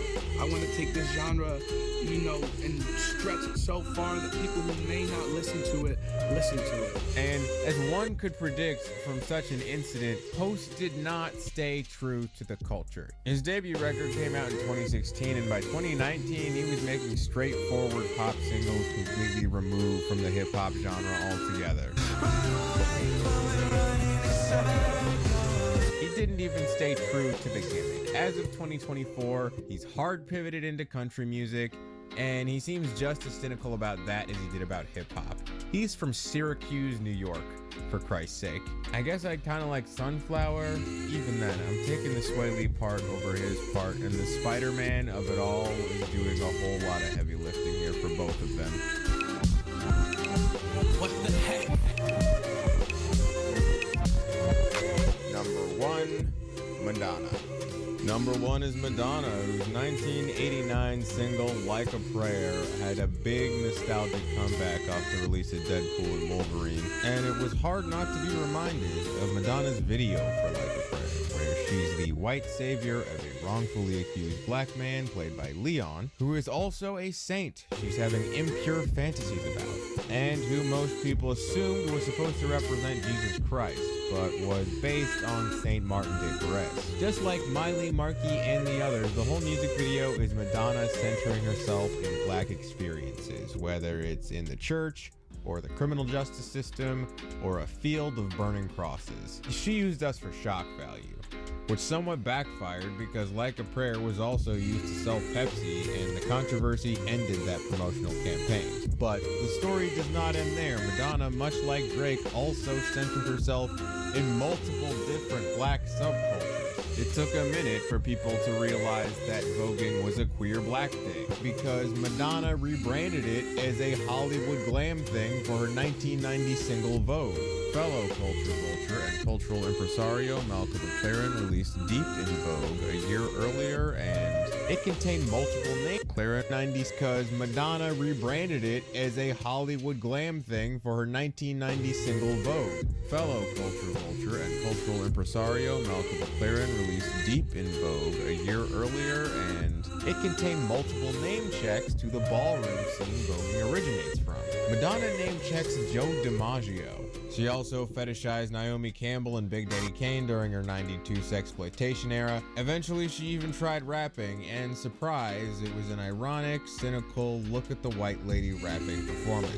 I do yoga and Pilates, and the room is full of hotties, so I'm checking out the bodies, and you know I'm satisfied. I'm drinking a soy latte, I get a double shot, it goes through my body, and you know I'm satisfied. She hasn't only vultured black culture, she had an Asian phase, she had an English accent for a hot minute. No, they were incredible. I got to wear lots of gorgeous suits and lots of brooches and jewels and fantastic hats and incredible shoes. Madonna's been doing this so long, she's even vultured other people on this list, including ex-Tina, Drake, and Kanye. So here you go, Madonna, #1 culture vulture queen.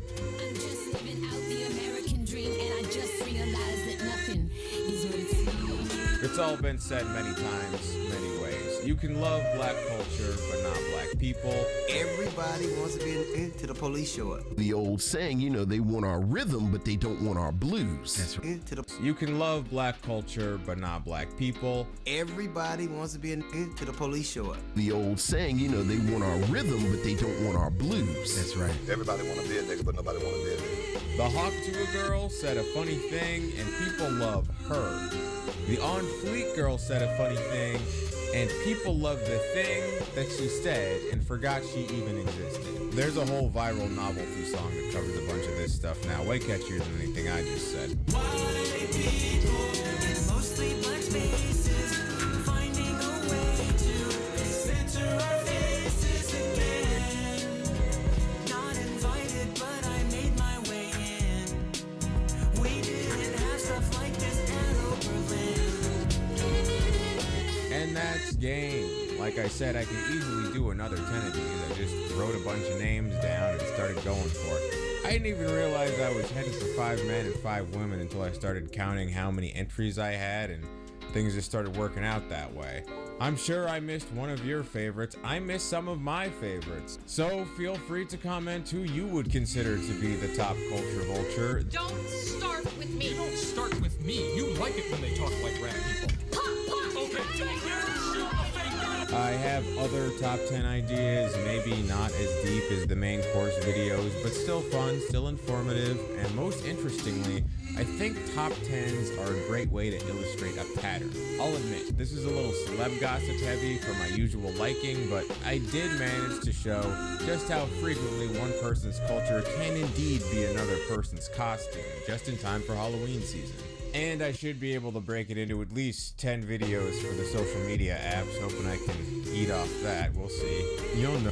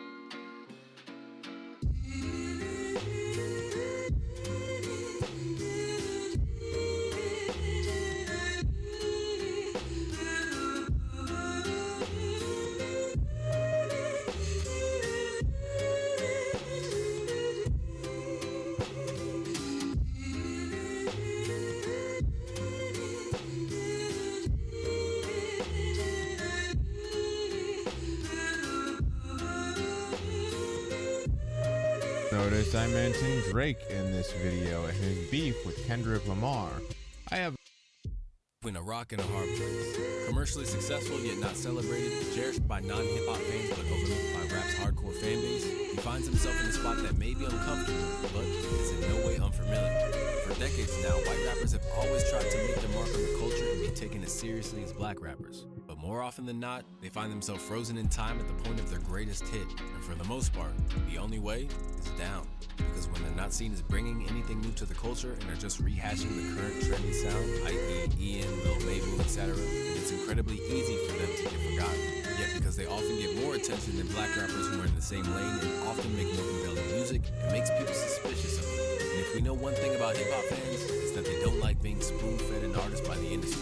This, in essence, is what separates an Eminem from a G-Eazy, or an LP from a Snow, or perhaps a Mac Miller from a Jack Harlow himself, as in the years that have followed the release of what should have been his breakout album in 2022's Come Home, The Kids Miss You, the charismatic Kentucky rapper has had a strange road to walk. Because on the one hand, he's a perfectly passable rapper, and by all accounts, seems like a good guy. But the problem is that when the industry happened to come across this pale-skinned MC with a radio-friendly approach to songwriting and enough riz to spawn viral content online, they inevitably saw dollar signs. And at this point, they fell into the trap that's all too familiar for white rappers. When Jack was on the come up, he was a rapper who seemed to have organically garnered his audience, as he'd been rapping since he was a kid. As a result, there was no reason for anyone to feel like Слава богу, что российской оппозиции я не боюсь, потому что нечего ее бояться. Вы додумались рыпаться на эту власть. Максим Марцинкевич, я все, GG, он за черт. Я личность. Пруфов нету и не будет. Это мое ощущение. Арсен говорил, что сидел на 2 часа раньше. А с чего мы взяли, что это некрасивый поступок? Сумасшедшая бабка, сбежавшая из дурки, прожившая 10 лет на улице. Изнасиловали, увели в море, к сожалению, никто не может об этом рассказать. По поводу твоих оппонентов, которые, может быть, тоже не в контакте с реальностью, в чем ваш конфликт с маргиналом? Маргинал, как человек, который 10 лет сидит в подвале у мамы, это очень опасный элемент. Безумно опасно. Не бить женщину – это абсолютное новшество с точки зрения цивилизации. Анально оградилась от меня, заблокировала и просто пишет про меня пакости. Алексей Поднебесный инцел. Он ее изнасиловал так, что эхом это до сих пор отражается. Эхом. Я хочу сказать, что мне нужен анальный секс с Поднебесным, жить без него не могу, поэтому мне должен дать свою попу.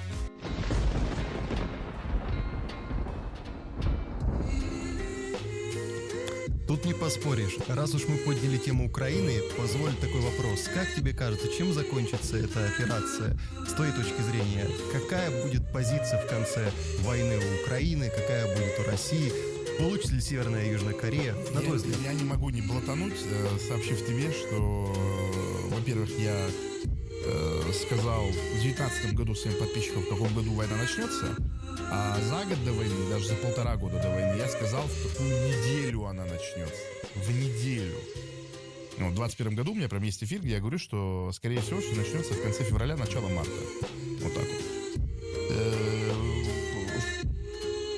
Потом уже я не так хорошо видел эти процессы, потому что они эмоционально меня вовлекали. Я думал, что все пройдет по-другому. Плюс у меня были инсайды, которые, ну, скажем так, есть много людей у меня знакомых, которые занимают определенные посты. Причем в обеих государствах. Вот у меня, например, в канале несколько сотен военнослужащих с каждой стороны. Представляешь? Напых сюрреализма. Ты в комментариях общаешься с человеком, с которым по разные стороны баррикад находишься. Поэтому это интересная штука. И как мне сообщали, и я могу для зрителей интересный факт сказать, что там искренне верили, что за 3 дня. Искренне. Вот человек... В генеральном штабе. Я не могу говорить, это об этом уверен. Человек, который вхож в круги, в которых принимают решения, цитирую, сказал мне вот так вот. Украина рыпнется за пару дней снесем. Вот что-то такое там. Я помню, только Украина рыпнется, и потом, что мгновенно будет подавление, поэтому вот, там, я думаю, искренне верили. Доказательством этого является то, что в первых колоннах шли росгвардейцы. То есть они уже планировали, как будут подавляться волнения гражданские. То есть если бы рассчитывали на затяженную, никаких бы росгвардейцев не пускали. Зачем росгвардейцы на линии столкновения? Для чего? Поэтому вот такой вот бэкграунд этой истории относительно моего взгляда. Я думаю, что ничто ничем не закончится. Как не закончится, я считаю, это постсоветский конфликт, такой же, как Приднестровье, Карабах, Грузия. Он настолько шизофренически вяло текущий. Вот поправь меня, если ты помнишь, была такая спорная территория между Германией и Францией, которая 150 лет была спорной. Эльзас и Лотарингия, да. Вот она 150 лет, по-моему, она была спорной, и только вот после нескольких, по-моему, после Второй мировой, по-моему, ее вернули. Наконец-то уже после Первой мировой. После Первой, да. Но потом вообще опять Гитлер вернул ее, да, потом, да. После Второй мировой. Вот после Второй мировой только вот он вернул. Поэтому я думаю, что в глубокой старости нашей, ну хорошо, в зрелости минимум, что-то там юридически решится. Фактически это большой бизнес. Осваивают огромные бюджеты. Страны, огромные страны решают свои геополитические проблемы с помощью этого. А когда много заинтересованных, богатых и властных людей получают профиты, маленькие шансы, что это закончится. Холодный такой конфликт, холодная фаза, может быть. Ну, типа как 14 по 22. Скажи, Арсен, вот что бы ты мог сказать людям, которые сейчас живут в России, на Украине, обратиться к ним? Я подлый, бесхребетный, абсолютно конченый предатель, то есть индивидуалист по-русски.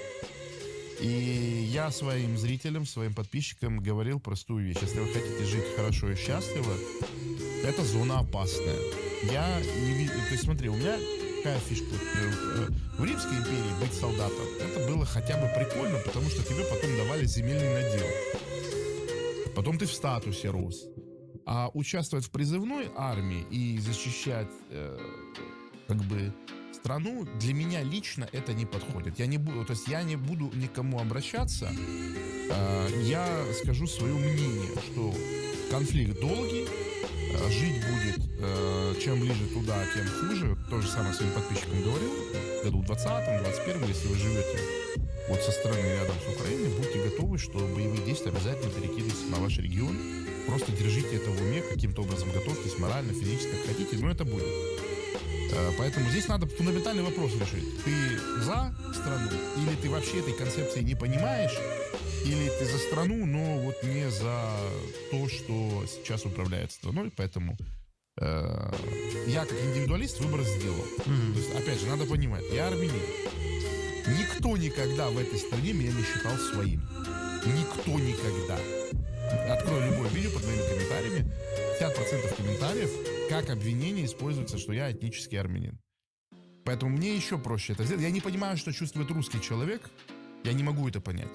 Да, у меня ресентимент к России. Я патриот русский, но к России у меня ресентимент чудовищный. Чудовищный. Я всю жизнь был чужим. И всегда это знал, и всегда это видел. Поэтому я не могу говорить, я не русский человек. Единственное, что скажу, что, скорее всего, это будет долго. Поэтому вот лично я... То, что меня беспокоит больше всего, что не существует программы реабилитации участников войны, психологической. То есть главный фактор, по которому лично я со своими детьми не живу в России, помимо того, что как только я въеду в Россию, я сяду, да, заключается в том, что я морально не готов выводить ребенка за руку гулять на улицу, в которой есть травмированный психологический человек, который переступил внутренний порог убивать. Это... Сколько в Афгане был контингент введен? 45 тысяч человек, по-моему. Да. А по твоим подсчетам сколько? Это же никто не знает. По твоим подсчетам сколько? Только догадываться можем, сколько там осталось. Твоя догадка честно, сколько? Не знаю. По моей догадке 500 000 точно есть. Кто поучаствовал в боевых действиях. Я не говорю, сколько вернулось или еще что-то. Это вот мое ощущение, моя прикидка. За 2 года. С учетом мобилизации, с учетом цифр, которые называли. Я так думаю. Хорошо, я шизик. 100 000 точно есть. Ну, я правильно понимаю или нет? Я понял, да. Извини. Вот. Соответственно, поэтому я не вижу. И вот такая штука. То есть я чувствую опасность, я трус. И вот я знаю, что, например, в Дубае таких людей, если есть их единицы, и они сюда приехали без оружия, и здесь одно из самых, с точки зрения безопасности, сильных государств. Есть два по-настоящему безопасных места в мире, это Монако и Дубай. То есть я прямо спокоен. Здесь можно ребенка выпустить ночью, идти куда угодно, с ним ничего не будет. Вот, поэтому... Понимаю. Да, то есть мой совет был бы просто быть алертным и повышенную бдительность иметь к своей безопасности личной. Личной безопасности. Вот мы говорили про власть, про политиков. Ты считаешь, что люди достойны своей власти? Русские достойны Путина? Что мы заслужили это? Или, скажем, был у нас шанс... Путин, как будто бы это что-то плохое. Был у нас шанс повернуть, смотря на протесты, смотря на оппозицию. Как ты думаешь? Если я сейчас просто начну критиковать ФБК, как я думаю, меня запишут в провластные, купленные. Да, вот копают Газманова, который выступал мне 9 мая, и все как бы соединят все точки. Зато Кавказ вернут. Ну, если меня туда посадят, да, посмотрю. И смотри, в чем прикол? У меня профдеформация. Я занимался любительским спортом, боями всю юность. С 12 до 17 лет. Я очень не люблю находиться в команде тех, кто проигрывает. И для меня не существует ничего, кроме фактической победы. Победа либо фактическая, либо никакая. И то, что было с точки зрения оппозиционного движения, я глубочайше убежден, что Навальный не был подконтрольным с точки зрения власти человеком, а его окружение было. Пруфов нету и не будет. Это мое ощущение. Да? И не был. Я глубочайше убежден, что Навальный не был подконтрольным с точки зрения власти человеком, а его окружение было. Пруфов нету и не будет. Это мое ощущение. Да? После 2011 года нужно было сделать, как сделал Гарри Каспаров. Если вы оппозиционер, еще кто-то. Уехать. Потому что все. Власть кристаллизировалась. В каком-то смысле народ ее выбрал. Понятное дело, что в условиях госпропаганды, в условиях отсутствия свободных СМИ и все такое. Но, опять же, меня интересует только фактический момент. То есть фактически народ принял эту власть, он живет с ней взаимной любви. Вот меня вчера Роман Резоль, киберспортсмен, у меня был с ним подкаст, он меня спрашивал, он украинец? Вот, он меня спрашивает, на твой взгляд тоже как бы довольны, будут ли какие-то волнения, еще что-то. И я отвечаю, говорю, там любые волнения начинаются, когда терпеть уже нет сил. В России не то, что сил нет терпеть действующей у власти президента, там даже не начинался дискомфорт. Психологический дискомфорт не начался. То есть люди живут реально в взаимной любви с властью. Заслуживают ли? Понимаешь, заслуживают ли вопрос, который можно задать субъекту? Я народ субъектом не считаю. Каждого отдельного человека, да. А народ нет. Почему? Потому что нету никакой горизонтальной связи. То есть гражданское общество бывает, когда вече народное собирается. Когда вече не собирается, по отдельности граждане, а как субъект отсутствует. Ну вот, условно говоря, вот мы 3 человека, какой из нас политический субъект? Никакой. Хотя по отдельности мы субъекты, поэтому заслуживают или нет, не могу сказать, потому что... Нельзя винить людей, потому что они не имеют никакого права. Это виктимблейминг. Это виктимблейминг. И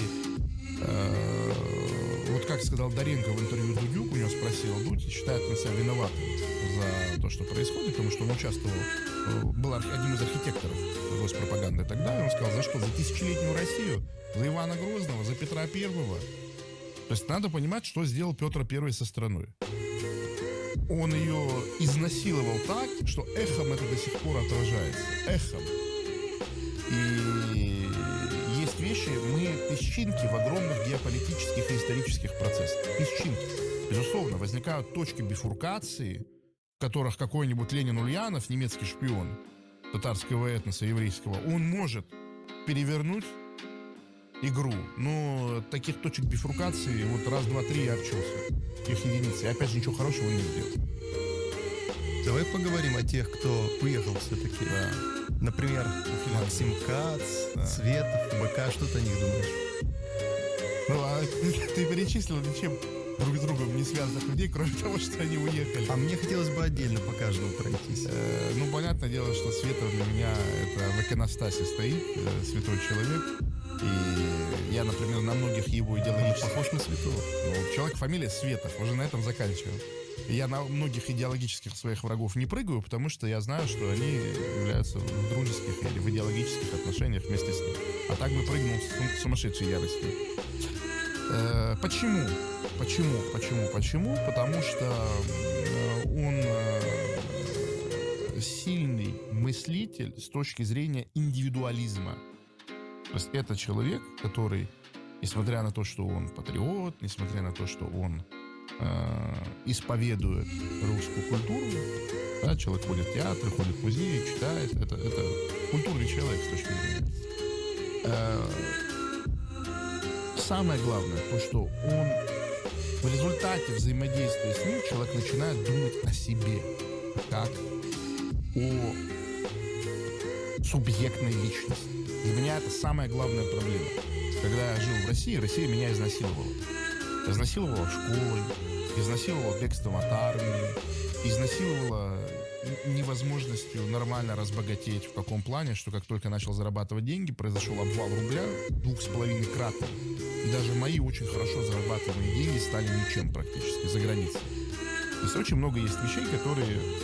Самая неприятная ситуация, которая в жизни бывает, это когда ты заложник обстоятельств. Тебе просто сообщают факт снаружи. И ты лицом об бетонную поверхность реальности сталкиваешься.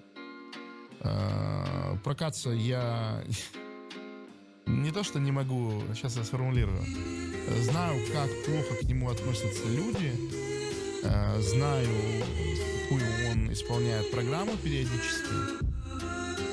Не могу пока свыкнуться с мыслью, до конца принять, что вот он абсолютный подлец, как его Михаил называет. Он так гладко стелет, что я думаю, ну может он сам чуть-чуть все-таки верит в то, что он говорит. Просто вовремя поворачивается нужным боком. Но для меня все с ним стало ясно, когда у него вышло видео про сахар. Вот. А для меня чудовищным фильтром является неспособность осознать, что конспирологической теорией не является предположение, у которого есть фактические доказательства. Вообще конспирологическая теория как явление — это психологическое расстройство.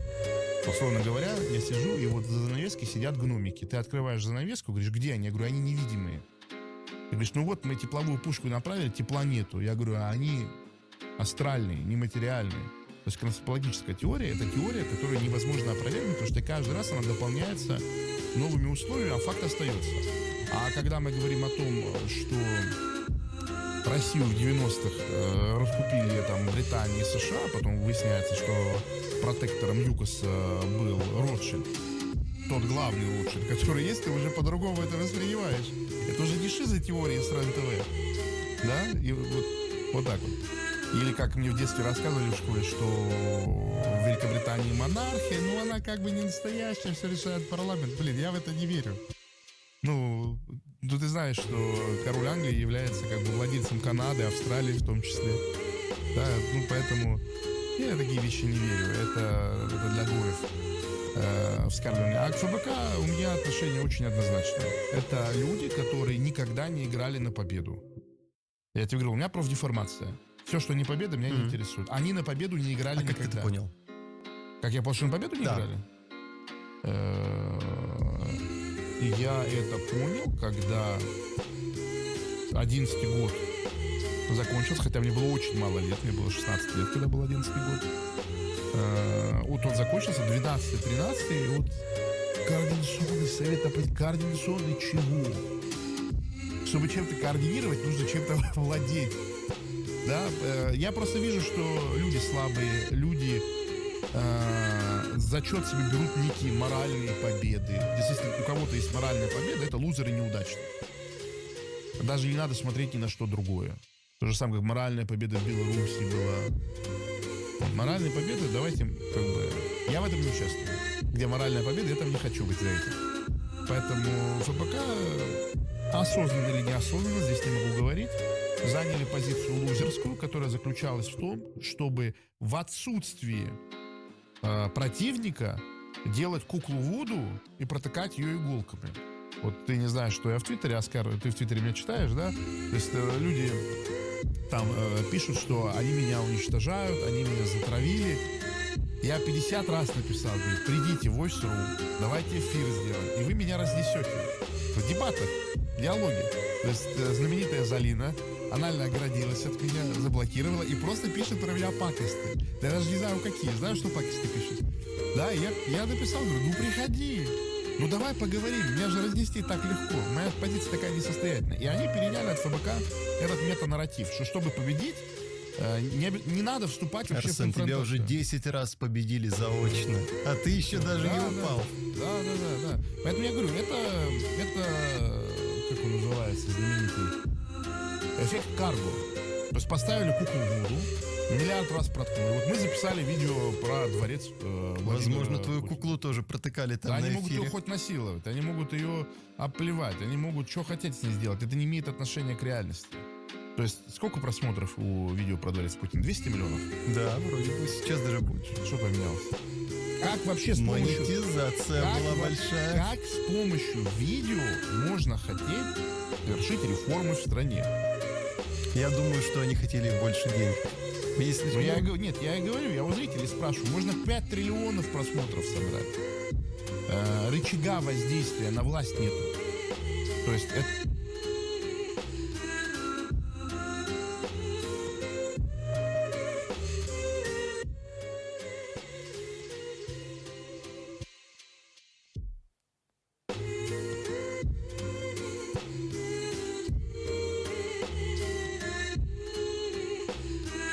Она вся, вот я почему в Твиттер пришел, я пришел туда, чтобы формировать новую оппозицию, которая заключается не в том, что мы на митинги ходим и кричим «мы здесь власть», а заключается в том, чтобы жить за границей, если тебе не нравится страна, в которой вот, номинально твоя, и буквально создать виртуальное государство. Я за объединение русских людей за границей.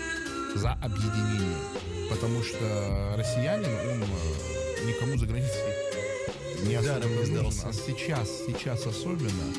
Вот. Но я на самом деле от этого проекта тоже дистанцируюсь. Сейчас вот полгода я выступаю публично. И я не хочу...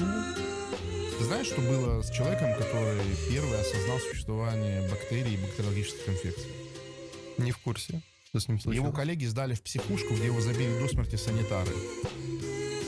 Пионеров порой не ценят. Вот я не собираюсь вставать на крест, в отличие от Алексея Навального. Поэтому я, наверное, моя активность в этом роде на эту тему, она будет заключаться в вот таких вот эфирах, разговорах. И у меня была вообще задача сделать такой проект. Я вот на самом деле ожидал это от Михаила Светова.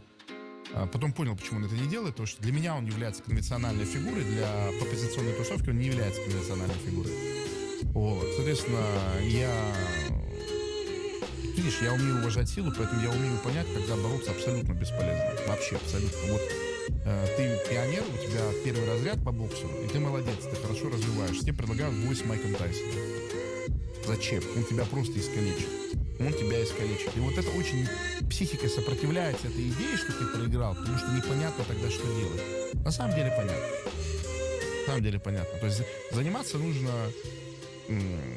просвещенческой деятельностью. Никакой другой не существует. Которая заключается не в том,